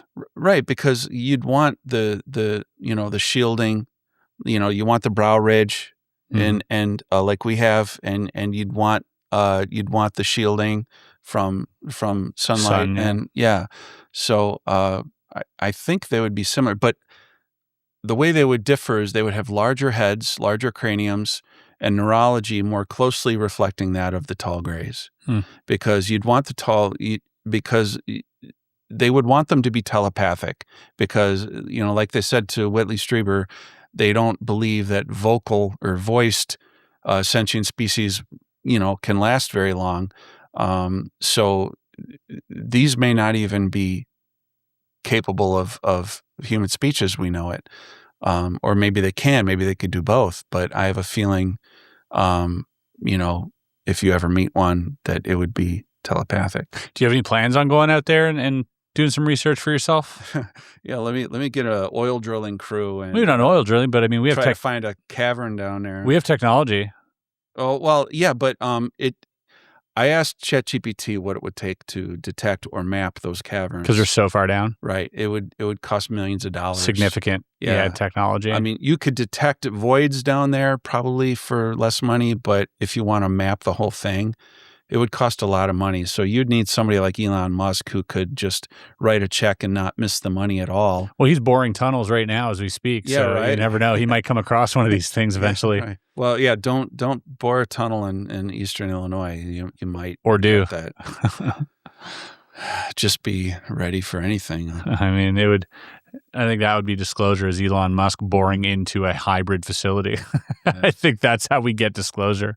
But I was nervous to talk about the caverns when I first started writing the book. For fear of disclosure? For fear of for fear of pissed? Well, if there's caverns or if there isn't caverns under eastern Illinois, that's testable, right? Yeah. So if somebody were to take me seriously enough to investigate, that's testable. And wouldn't they throw out my whole story if one aspect of the story? So I hesitated, but I'm like, you know what?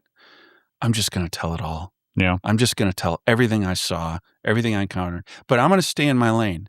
If I have a theory or an idea about something, I'm not going to say I'm the expert and this is how it is.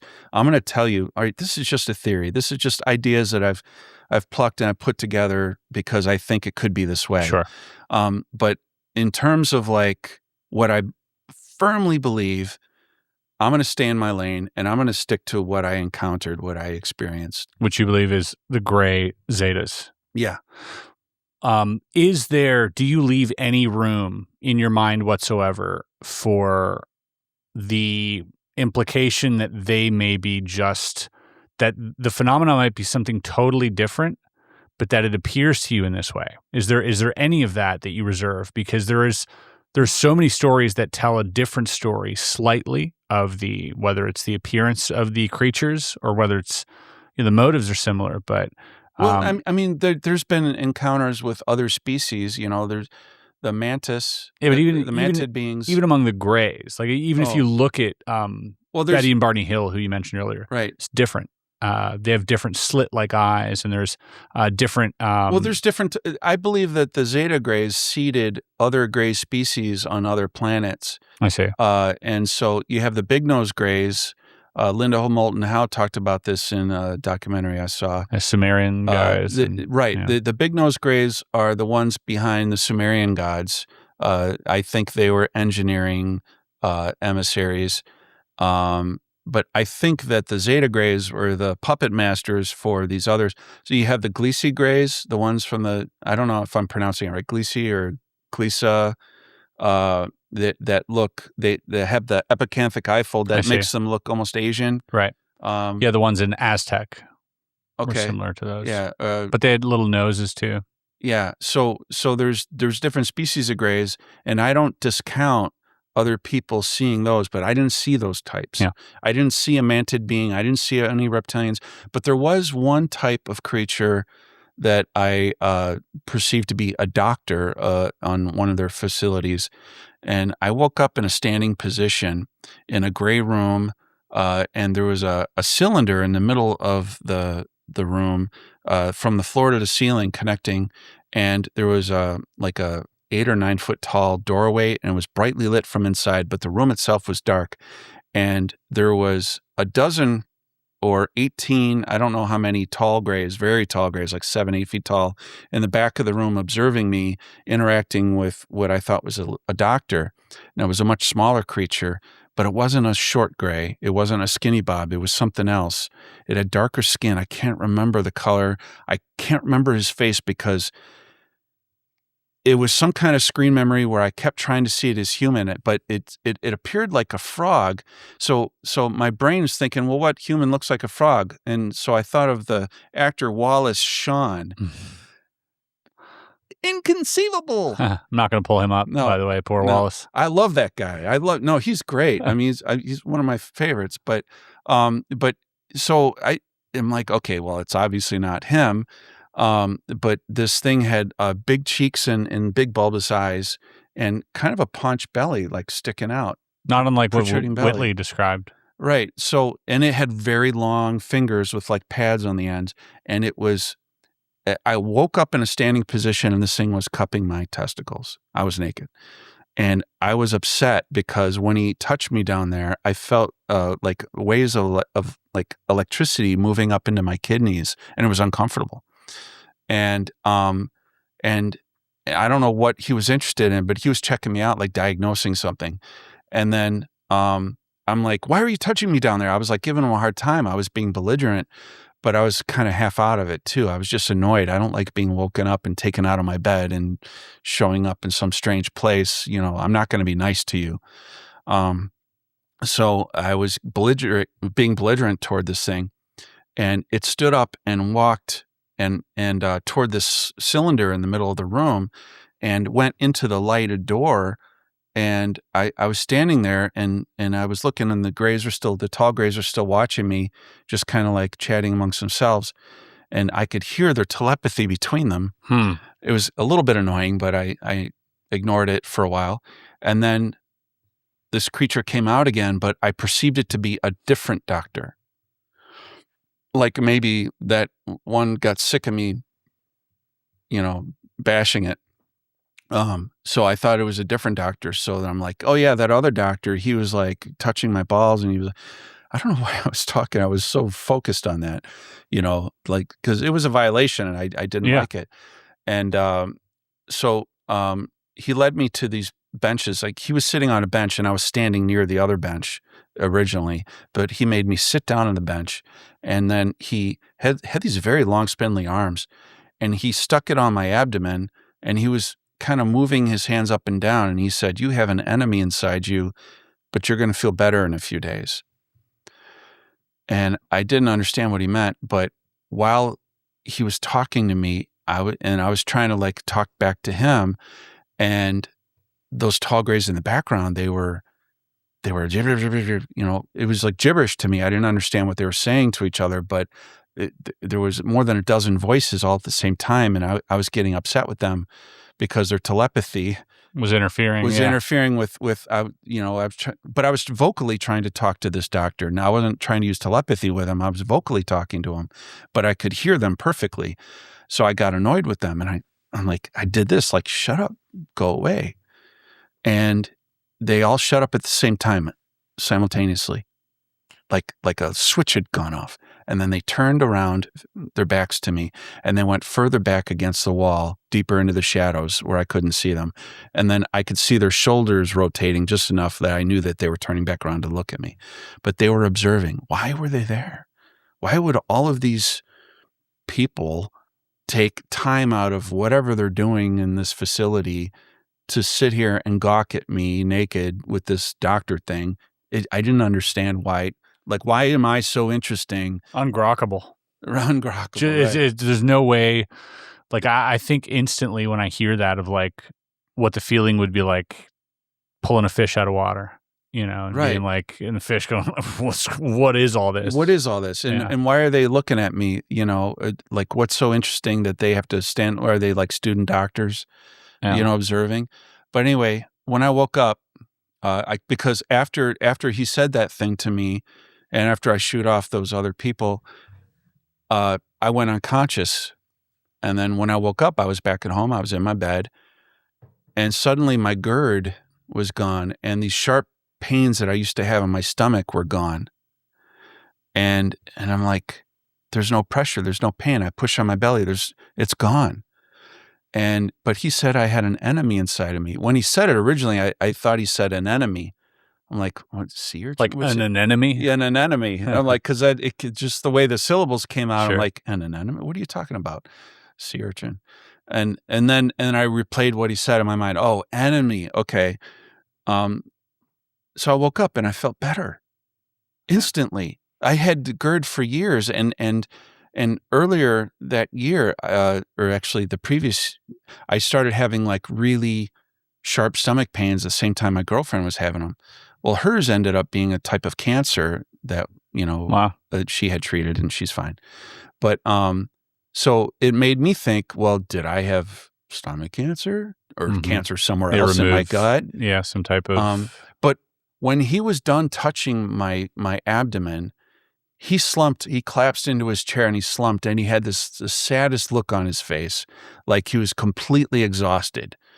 I thought maybe I was just insulting him so much and just giving him such a hard time that he was, just like sad, or maybe because he was healing me in some way. Just depleted. I depleted him because it was a bad enough problem. Maybe I had some kind of cancer and he took care of it because he called it an enemy inside me. Maybe he lacked the vocabulary to call it anything else. Maybe he wasn't a native English speaker, and they have the technology to think whatever they think, and then it's perceived on my end as English. Yeah, it's translated with your mind. I don't know how. Yeah, I'm not even going to speculate. Yeah, or maybe he's like some alien witch doctor. Yeah, I don't know, but it was a different kind of creature, and I can't remember its face. And that's the only other, like, you never met any mantids, never any humanoids, never any half-breeds, sort of. Nothing like that. Yeah, wow. Just the two types of grays I've only remembered. What was the last experience you had? March of 2024. Whoa, that's almost 2 years ago exactly. Yeah, it was, I went to bed having had a couple of whiskeys. I had two cocktails. They were called Old Fashions. It's got simple syrup in it and some cherry juice and bitters, and I like to smoke them with oak wood. Back then, I would have a drink maybe once a week on a weekend. Or if I really was enjoying the drink, I might make myself a second one because I was enjoying that slight buzz, then just watching a movie and relaxing. Don't have to drive, don't have to be anywhere, just so I'd have a second one. Sure. And so I went to bed a little happy, a little inebriated, and fell asleep right away. And I woke up, and I was in a uncharacteristically brightly lit white room. White, which is weird. Normally it's gray. And I was sitting on a reclined, cushioned, I'd say a chair of some kind. And I was surrounded by 3 tall grays. And the 2 that were closest to me were talking amongst themselves, but I couldn't understand. It was like gibberish to me. And then they were trying to talk to me. They looked directly at me, and they said something, and I couldn't understand it. But then finally some words came through that I could understand, and it was, "You shouldn't drink alcohol." And I was insulted by that because it's not like I'm an addict or an alcoholic. I have one drink a week. Sometimes 2 weeks goes by, 3 weeks, and then I'll have another one. It's like that. So I was insulted that they would tell me what to do. I don't like being told what to do. I don't even like bosses telling me what to do. Yeah. So I swore at them. I said, "F you. I haven't had a drink in 2 weeks since that Thursday 2 weeks ago." And I think they didn't like that I said that, and they kind of looked at themselves and they looked back at me, and then I went unconscious. And in the next ensuing few weeks, I decided to make myself another drink, and I made the same cocktail, the same type of old fashioned. And when I went to drink it, I hated it. It tasted off. It tasted weird. I just didn't like it. And I look at the drink like it had betrayed me in some way. Like, what's with you? And ever since then, I've lost any desire whatsoever to ever relax using alcohol. It's gone. It's just gone. And now, if I'm with friends or family and we're having pasta and there's red wine being passed around, I'll have a glass. But I don't like the feeling of a buzz anymore. I don't even like it. Even that relaxed feeling, I feel like I've completely lost my desire for that. And I used to love it. I mean, if they're harvesting you in any capacity, I mean, it is in their best interest to have you stop drinking, right? Right. I guess, right. And maybe it was contributing to my ill gut health. And, right. Which they just fixed. Right. And they're like, fixed, right. We paid a lot of money for this alien witch doctor. Right. So you had some type of intergalactic intervention. That's a funny way to put it. I mean, and that's 2 years ago. And then since then, you've just not Nothing. Yeah. I had, during 2024, I had a few impressions where I might have had an encounter the night before, but I had no memory of it. Yeah, okay. It was just an impression. Because you talked about these waves of 20 years, 4 years, 20 years, 4 years.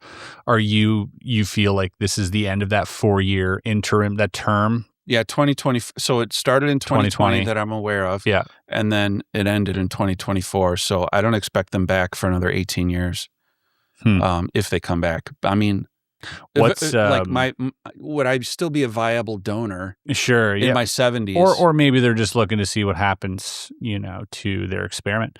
Yeah. What in 18 years' time, you're gonna think of something to write down on a poster. What's that gonna be? What are you gonna write down on that poster? Fuck off. Let me enjoy an old fashioned. I've earned it. I'm just gonna say F off. Yeah. All right. Fair enough. No, I want nothing to do with them. I'm not even curious. Well, I'm still curious about them because I feel like my only form of empowerment in the face of complete loss of agency that they have the ability to impose upon people like me. My only empowerment in this is talking about it and trying to understand them as completely as possible. And that's why I was so interested in ancient astronaut theory. Yeah. I understand people can make fun of that show, Ancient Aliens. I still love the show because there's a lot that they do right. Yeah, there's a lot to love there. Yeah, but anytime they start talking about, could that be some kind of portal? There's a little cut in the rock and they're calling it a portal. Like, give me a break. All right. But they still get a lot right. And I still love the show. And I was so happy that I got to be on the show last season. That was so cool. Even though they covered like 2% of my story. I mean, there's so much I haven't even told you yet, but it's okay. I mean, everything is in the book. I'm saving one thing for myself that I did not put in the book because it was too disturbing for me. But we'll do the arm surgery. We didn't talk about that. Oh yeah, sure. Yeah, let's talk about it. All right. So in 2022, I think it was July. I forget. I put it in the book. But even that estimate, the time estimate, might be an approximation because I did my best to reconstruct which dates happened with which encounters. I did my best. So if some of them are off, I did my best. But I became aware of pain in my left arm in my sleep. It was a black sleep. And I wasn't dreaming. There was no imagery in the sleep. And I became aware of pain in my left arm. It was excruciating.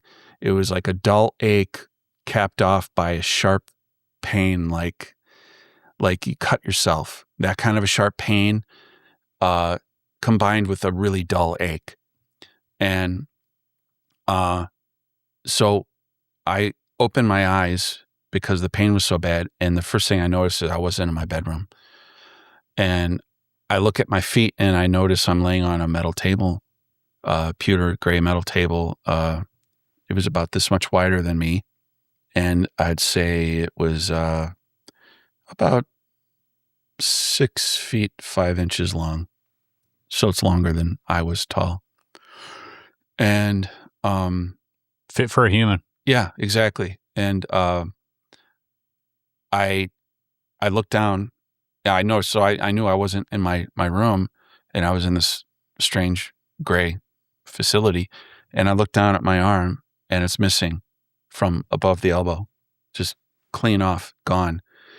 But the strangest thing was that there was no blood on the table next to me, next to my body. Not a single drop of blood was next to me.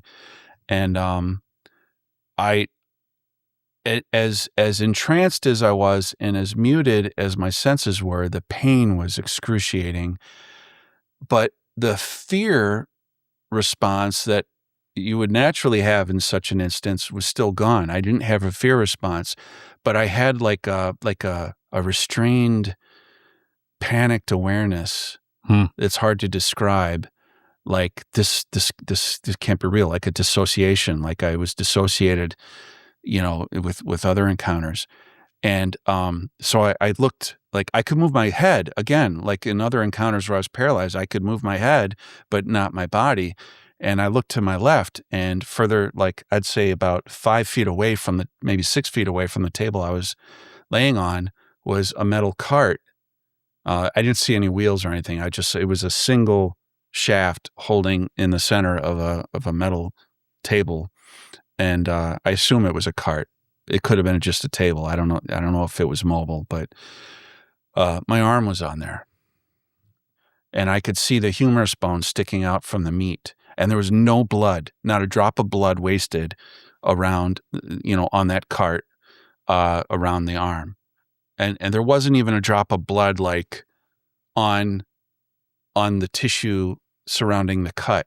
It was perfect. Clean. It was perfect. It was like butchered meat. Like you'd bled the thing dry before you cut it open. But that was my meat.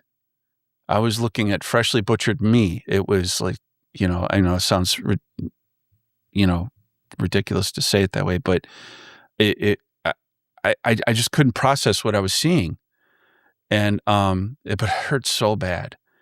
And, I tried to turn my head to the right, and I had difficulty doing that. I lost consciousness, but I was aware that there was something to the right of me, something, there was movement to the right of me, and it was approaching the table when I passed out again. I woke up, and I was back in my bed at home, and my arm was killing me. And the first thing, whoop, I looked down, now it's there. Like, okay, why does it hurt so bad? And I look, and there's no sutures, there's no scarring, nothing. But my elbow's kind of swollen. And I'm like, all right, that hurts, And then I got up, well, maybe I'll take a hot shower and it'll feel better, it'll like loosen up or something. I take a hot shower, it just gets worse. And within an hour, it was frozen solid at a 90-degree bend. I couldn't move my elbow for an entire month. But then the interesting thing was that, normally how they come every 4 to 6 weeks, I told you about that. Well, they came exactly 1 week later, and I woke up and I wasn't in my room. I was laying on a cushioned surface, and somebody was holding my hand, my right hand, and my left hand arm was stretched out to the left. I made an illustration of this. A tall gray was bending over that side, the left side of my bed. I say my bed, but it was like the cushion. It was covered in like a tight white canvas, like a soft white canvas. It was the closest I could describe it. It wasn't like sheets. There was no top sheet, or it was just a fabric cover of some kind, tight, like it was part of the cushion. And so this tall gray was leaning over that side of the bed or cushion, and he was running his hands up and down the length of my arm, and he was focusing mostly over the elbow. Excuse me. And while he was doing that, I was being distracted by somebody holding my right hand. And I look and I noticed a pair of feet that came only down to my knees. That was kind of weird. And then I looked to the left and I perceived it to be a young woman or maybe a young girl holding my hand. And she said, she looked at me, but it was a short gray. And she said, "Do you have something you want to tell me?" I couldn't think of anything. I was confused by the question. And I said, "No." I think I said something like, I thought she was flirting with me. So I said something like, "Well, I'm not married or anything." It's a strange thing to say, but I was so out of it. I was so confused. And then I went unconscious. And then I woke up. I was back at home again. And then a week later, another encounter where I woke up in a standing position again in a gray room, and there was a very tall gray standing over me. And I was unsteady on my feet because I just became conscious in a standing position. And being so unsteady, it guided me by my shoulders to a railing along the wall. It reminded me of the kind of railing you would see in a dance studio, like a ballet would use when they're doing their stretches and things. And so I held on to that to steady myself. And then what it did was it grabbed my shoulders again and turned me toward it, the tall gray. And then it grabbed my left arm and was running its hands again over my elbow. And in both of these instances, I had a slightly less inflammation the next morning and slightly better range of motion, but it didn't really get better until a full month had gone by. It's like ET physiotherapy. Or something, like maybe they were healing it in some way. And your impression of the reason for this was, I know we spoke last night, was bone marrow. Yeah, I think they took bone marrow. Because you looked at symptoms of what that would feel like and what the recovery was like, and it was very similar, you found out. Yeah. I actually used ChatGPT to tell me what would be if this happened, if we say this actually happened. Sure. If I'm not like, out of my mind on this thing. Yeah. If my suspicion that bone marrow was extracted from my humerus bone, my left humerus bone, what would the symptoms be? What would recovery be like? What would all that? Yeah. And it described exactly what I experienced. There'd be pain radiating into the joint until the marrow had grown back, and there'd be swelling at the joint. Did you ever get it checked out? I had my girlfriend at the time do an x-ray, and I completely forgot that I'd done an x-ray. So when I wrote the book, I'd forgotten I'd done the x-ray. She said it showed nothing. There was no seam on the bone, like no cut. It was nothing unusual. So if it had been cut, whatever they did to put me back together was perfect, except for the fact that there was inflammation. She said there's some minor, I had minor, but nothing to be worried about. A little bit of arthritis. Okay. But it's the same thing in this joint, but it only flares up if I eat bad food. Okay. But I'm at that age where I'm starting to get a tiny little bit of arthritis in some of my joints, but nothing like this, nothing like what happened with my left arm. That was, and it was a waking. Like, as I'm talking to you, I know I'm not dreaming you right now. Yeah. You're not dreaming me right now. This is what it feels like to be awake. Yeah.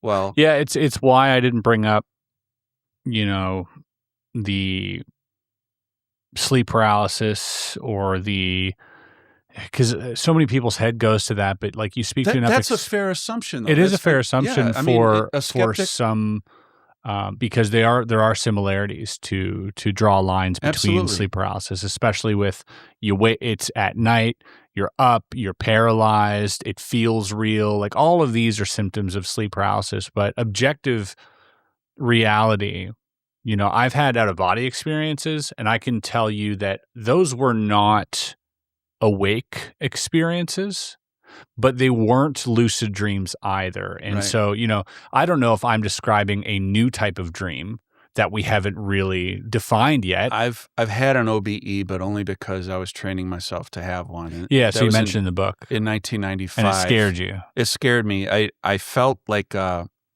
did you see the movie Ghost? Yeah. Where when you walk through a ghost? When you walk through a ghost or walk through a wall, there's like this like tearing Velcro sound. Yep. Like a whoosh. Yeah. Yep. Okay. I had that same sound. That's what I felt when I was separating. I had a book that was on my father's shelf. I borrowed it. It was I think his father was into some of that mystical occult stuff, but you never talk about it because he's such a scientific guy. But he was a high ranking Mason. I don't know if they're into that stuff, but it was called Projection of the Astral Body by Carrington and Muldoon. And originally written in 1929, but the copy that I had was a 1947 reprint. And I studied it in 1995, and I was training myself to wake up at the same time every night until I didn't need the alarm anymore. And then you'd start to wake up in your sleep in a lucid state as a result of this disciplined period of waking up at the same time. And then you could introduce a suggestion to your mind, like, all right, I want to do this thing where I separate from my body. I wanted to try it because I heard about it, and it just seemed like a interesting thing to do. And I was living alone, and I succeeded on 2 occasions. One time I woke up and the ceiling was in my face, and I freaked out and I snapped back, and I was instantly fully awake. And then another time I was laying on my right side, and I felt myself separating out parallel to my body, out away from the bed into the room. And I just felt so vulnerable anytime I'd separated that I'd freak out and snap back. I don't ever want to do it again. Yeah, it happened to me a few times involuntarily, and it was one of the most terrifying experiences of my life. Yeah. But instantly after it happened, I was like, I got to do that again. I want to do that again. Like I won't do it again. It just feels too vulnerable. Oh, it was so scary. And you feel like this presence, not of a thing, but like that you're not supposed to be there. Like that's what I got from it. Right. I was like, oh, I'm in a space in some liminal existence that I am unfamiliar with, although everything looks familiar. This isn't this. I'm not in my room. I felt like I could be attacked. Yep. Yeah, and I just didn't like that. It's feeling, new. That vulnerability. You're in a new space. Yeah. So I get that, but then I pursued it through the gateway process and ended up, meditating 4 months straight, 1 hour a day at like 4:30 in the morning, and ended up leaving my body a whole bunch of times after that. I'm not like this, into crystals and higher consciousness and the CE5 contact and Kumbaya and meditating in Sedona, Arizona. I'm not into all that stuff. But what I'm saying is that like your experience from having an OBE to the objective reality that you describe with the ET and the tall grays are different. They are not the same Very feeling. Different. Yeah. Okay. It's like I said, it's like being it's like because sleep paralysis is much closer to the OBE feeling. Right. And I would say that the closest thing to the entrancement that you experience during abduction is more similar to the dissociation, like your disconnect when you're going through something traumatic, you're disconnecting from it and you're seeing everything in slow motion because your mind is trying to stay ahead of this thing that's happening to you that you don't want to accept. Is there a chance that what was happening to you was happening to the non-physical you? Do you ever consider that? Because there is that too with these. No, I had physical symptoms afterwards. But you never consider that any of these abductions might have been a non-physical abduction? No, they were always physical. And one time, I was forced to have intercourse, and I didn't talk about this in the book. It bothered me, but you felt everything. Yeah. But you had no control over your actions, what you were doing. And despite like this horrific feeling, like, what am I doing to this thing, this person? You just, but this little voice, no, it's okay that you're doing this. It's okay that but you're just horrified. And I'm trying to remember the face of the person. And it's real. It's real. Yeah. But it's but there was like there was this imposition. This screen memory was working that time, and I couldn't remember what I was actually seeing, but the physical sensation down below was real. Oh, by the way, there's something I did want to talk about, like the routine semen collection, the sample collection. We didn't talk about that. There was one encounter I had where they used a device on me. That's right, and you brought that. I saw it. Yeah, so I recreated. I did a 3D print of it, and you could take pictures of it or whatever. But it looked like a 3-sided pyramidal cone, and they place it down over your genitals, and it's instant extraction. Now, I don't remember the feeling down there during the extraction, but I was only awake for maybe 15 seconds during that encounter. But there was another screen memory during that collection where the short gray that was crawling onto my bed at the foot of my bed up toward me briefly looked like a very ugly woman that resembled somebody I knew, asking me if I wanted Oral fellatio. Right, down there. And I feel I'm embarrassed saying it. But yeah, if I wanted that. And I was confused. I was kind of out of it, and who doesn't like that sort of thing? So I'm like, I said, sure, okay. But then when this creature, was about to make as if they were going to put their head down there, they pulled their head back and had this cup, this black pyramidal triangle thing that it was shaped like an athletic cup on the open end, put it on top of me down there, and instant extraction. Yeah. It just whatever it does to the nerves down there, it just manipulates the nerves, causes the ejaculate, and it just, wild. So that's what they use. So as far as I know, I'm the only person who's ever like described the actual device, or at least that particular device. At least one of them. Yeah. Maybe there's other types that they use, but the one that they used on me was a black 3-sided pyramidal cone. And, and it was like slightly truncated at the top. It wasn't a sharp point. It was like flat at the top, but mostly, nothing attached to it. No, it was just self-contained. Yeah. Whatever technology it is, it's pretty advanced. Yeah. That's wild. Well, thanks for sharing that. I appreciate you opening up about all that. I think, it's obviously something that's difficult to talk about, and I think we have to talk about it. Well, I think so too. We had I had a gentleman here, Peter Curry. If you haven't watched that interview or his story, and I spoke to you a little bit about one of his encounters with, the hair of the alien, but he's also had encounters with grays, and he's been also, according to him, forcibly imposed on another person. That's horrific. So he's had all of these very similar encounters. He's been introduced to his offspring, same things that you're saying. And there's so many. I'd like to talk to him. Yeah, I'll put you in touch with Peter. He's very friendly, very nice guy, and very open. And, it's very difficult for him to talk about this stuff too, because on one hand, it is not only personal, obviously the most personal, but on the other hand, it is extremely open to ridicule. And it's one of those things that, like, obviously there are jokes here. They're obviously, you're a smart guy. We can see the jokes here. But those are just comfort mechanisms. Right. That people don't want to accept something that would change their paradigm for them. Exactly. And so naturally you go to that as a defense mechanism. And let's just set aside any suggestion that I'm doing this to sell a book. Sure. I would love to sell my book, okay, but only 1% of authors become bestsellers. I still need my full-time job, and I have no illusions of quitting that anytime soon. If I become a famous author, it's probably because I'm writing about something else. These memoirs that are strange like this, Communion did very well, but I wrote this because the act of writing it was cathartic, was therapeutic. Yeah. And it allowed me to create a permanent record of everything so I don't forget some of it. And And then I illustrated my experiences while I was writing the book.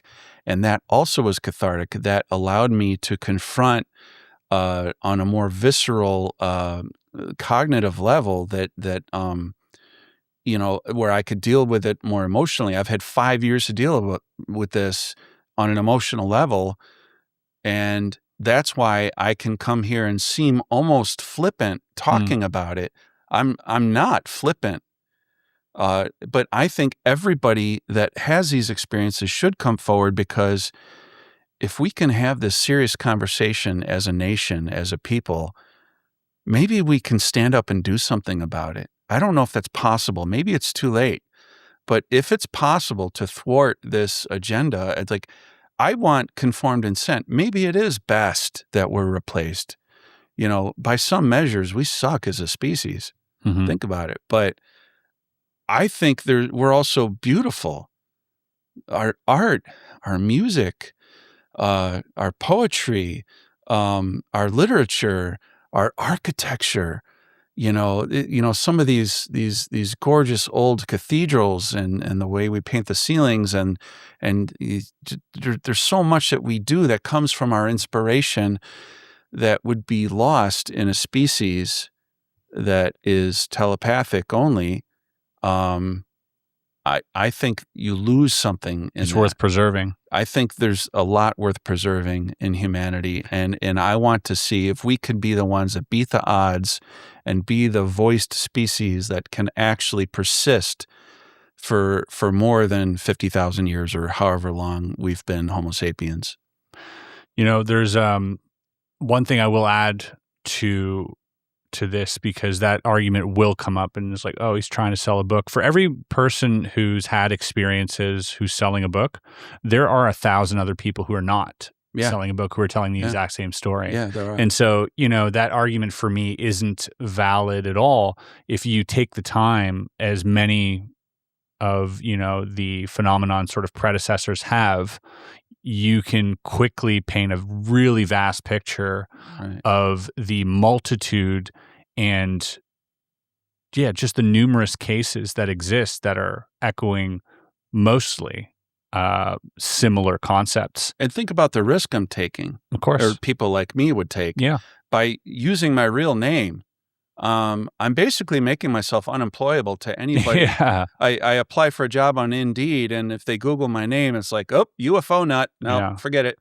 And why would you make up things that make you appear so vulnerable? Right, exactly. You know what I mean? Instead of making you out to be perhaps a hero. Or right. No. If I'm going to make something up, you're going to be the protagonist. I'm right. Yeah. I'm going to make myself look good. Yeah. Okay. Yeah. Let's get to, I got a few audience questions. Absolutely. We were generously given a bunch of questions by our lovely audience over at Discord. If you're a member here, you get access to many things. And one of those things is asking potentially our guests a question. And they always have better questions than I do collectively. So I'm excited to see what they got today.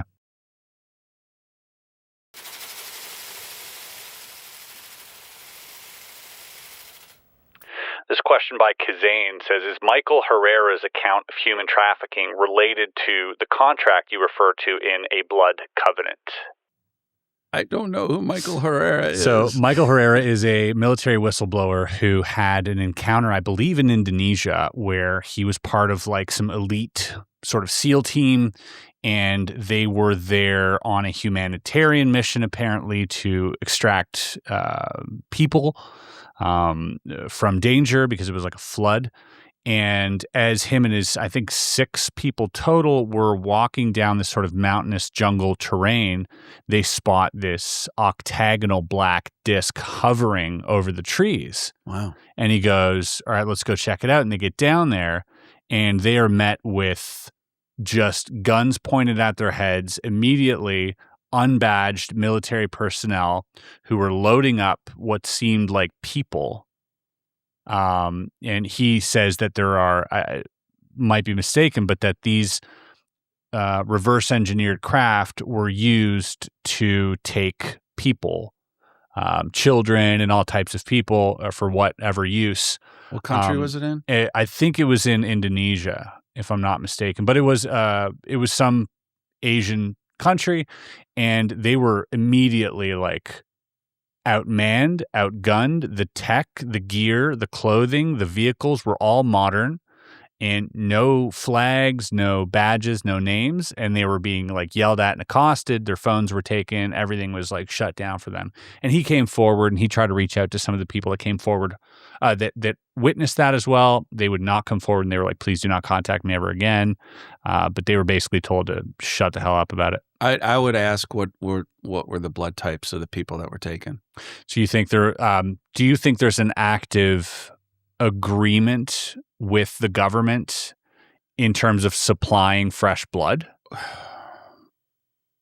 That's a possibility, but I think that they don't have any problem abducting people. They don't need our help for that. But here's the thing. I don't think that they're going to abduct people for the sake of blood harvesting from their homes because it's too visible. So if it's a home abduction, they get put back and it's not for the purpose of, but maybe they take a little blood, maybe they're culturing cell lines. It's mostly reproductive. Right. But I think that if you have people camping in national parks, right, national parks in the wilderness, and if they happen to be type O, they might not come back. Because people disappear in the wilderness all the time. Maybe a bear dragged them off. I mean, it's easy plausible deniability. Exactly. Not that, some people say, well, why would they need plausible deniability? They don't leave any traces behind. They can just zip away with their little UFO. But I think that they avoid home abductions for feeding purposes. And maybe just part of that agreement too. It's so strange. I hear myself saying all this stuff. Like this is like such an esoteric. Yeah, it's sci-fi. Subject. Right, exactly. It's like we're theorizing now. We're speculating. Yeah. But in terms of the blood covenant thesis that I talk about in my second book, that's absolutely plausible that in exchange for technological advantage, a government agency or group might be willing to engineer an exchange to feed the tall grays. And sort of turn a blind eye. So that's why I ask what blood type are they, because I'll bet you they're O positive or O negative. Otherwise, they would. If it has to do with that at all. If it has to do with that at all, right. Okay. Next question from Chris TX. I'm thinking Austin, Texas.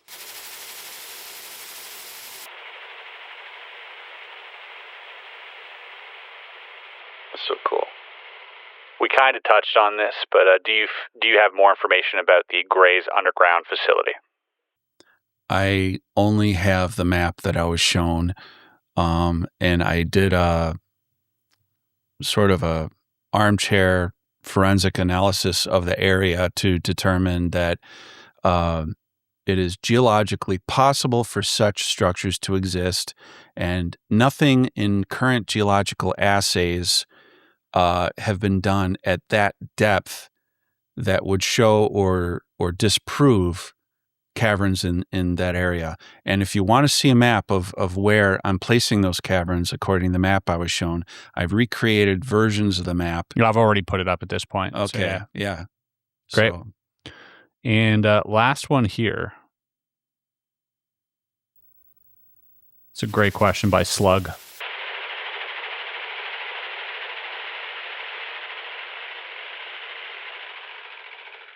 Slug asks, what does the word abduction not capture about what actually happens?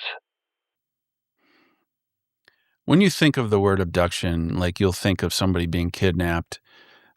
Maybe they're killed or maybe they're held for ransom or something like that. Usually the person is just kept confined. Maybe they're raped. Maybe they're tortured or harmed, but for the most part, it's something that either ends where the person, escapes or is returned, or their life is ended. But that's something that most people can wrap their heads around. But in terms of humans abducting humans, you know, you don't have somebody controlling another person's neurology, robbing them of the ability to think clearly, robbing them of their agency. Like sometimes when people are abducted, they find a way to escape or wiggle free or something. You know, they have a small modicum of control that they can try to fight for. The Greys don't allow you even that much. They take everything from you. If they want you to have sex with somebody, they can make you have sex with somebody. If they want you to be still, they can force you to be still. If they don't want you thinking of good questions or trying to engineer a way to escape from your situation, they can keep your mind clouded and confused the entire time. And I think the word abduction itself doesn't encompass the loss of agency. I mean, there is a loss of agency when a human is abducted by another human. Of course, you know, you're taken against your will, of course, but the loss of agency imposed upon you by the Greys is total, and that angers me more than anything. What they take, but they take things like, I've always wanted more children, you know, and to be shown children I can never touch or love or hold or know. That just makes me shake with anger. You know, I hate these people. I hate them. I don't want them. So you ask me if they ever come back and I put another poster on my wall, what it would say, I would say, fuck off. I don't want you. I know they'll ignore it. You know, sometimes religious fundamentalists will say, oh, your abductions are merely demons coming to deceive you and blah, blah, blah.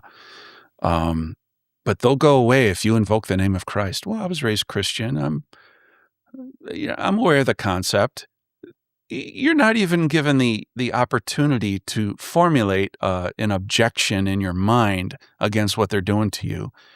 And these are not non-corporeal. These are not spiritual entities. These are physical people that use technology, and they're doing things to you physically. It doesn't sound like an angry ghost that has a gargoyle face that's like trying to corrupt your soul so you'll go to hell. It's nothing like that. These are people from another world, and they're desperate, and they're here for a reason. Some people can call their agenda evil because they're robbing us of our right to consent to their agenda. And some people can argue that they have no choice. The drowning man will always drag someone down with them, right? So you can look at both coins of the ethical. Both sides of the ethical coin on this, and come up with an unsatisfying answer. Well, Erik, I want to thank you for being so candid. I really appreciate it. And I think it goes a long way for, you know, people out there possibly going through the same thing. Obviously, this helps. But also for people who just want to lend an ear. You know, it's the craziest hump for people to get over. This stuff, you can't blame them. Yeah. You can't blame anyone for being like, this is all horse crap. You know, like you can't blame them. But for you to know that and to still come forward, I think takes a lot of courage. And so I applaud you, and I thank you for doing that. And you know, let's keep this conversation going and see what else we can come up with. Hopefully, collectively as a species. You know, if there's anything here to glean, if there's any underlying ground truth to be surfaced, then I think that, you know, conversations like these play a very important part. I'm going to continue to write books that are related to them based on research and speculative, you know, science to try to understand them better. And so and hopefully draw out some, hear from me again. Yeah, and drawing out some more testimony, you know, from people out there who now maybe, yeah, because of this, perhaps feel more comfortable to share. If people want to reach me through my author website or the book's website, angstintheshadows.com, I'm perfectly willing to communicate via email. we'll leave it below. We'll leave all the links in the description here. And also, if you're a member of the channel and you want an opportunity to win a signed copy, we're giving away a few. Erik was generous enough to bring a few extra copies here. So we have A Blood Covenant and Angst in the Shadows. I'll give those away. So just comment below if you're a member, and we'll pick a few of you and we'll have those sent out to you. Erik, thank you again. You're welcome. Thank you.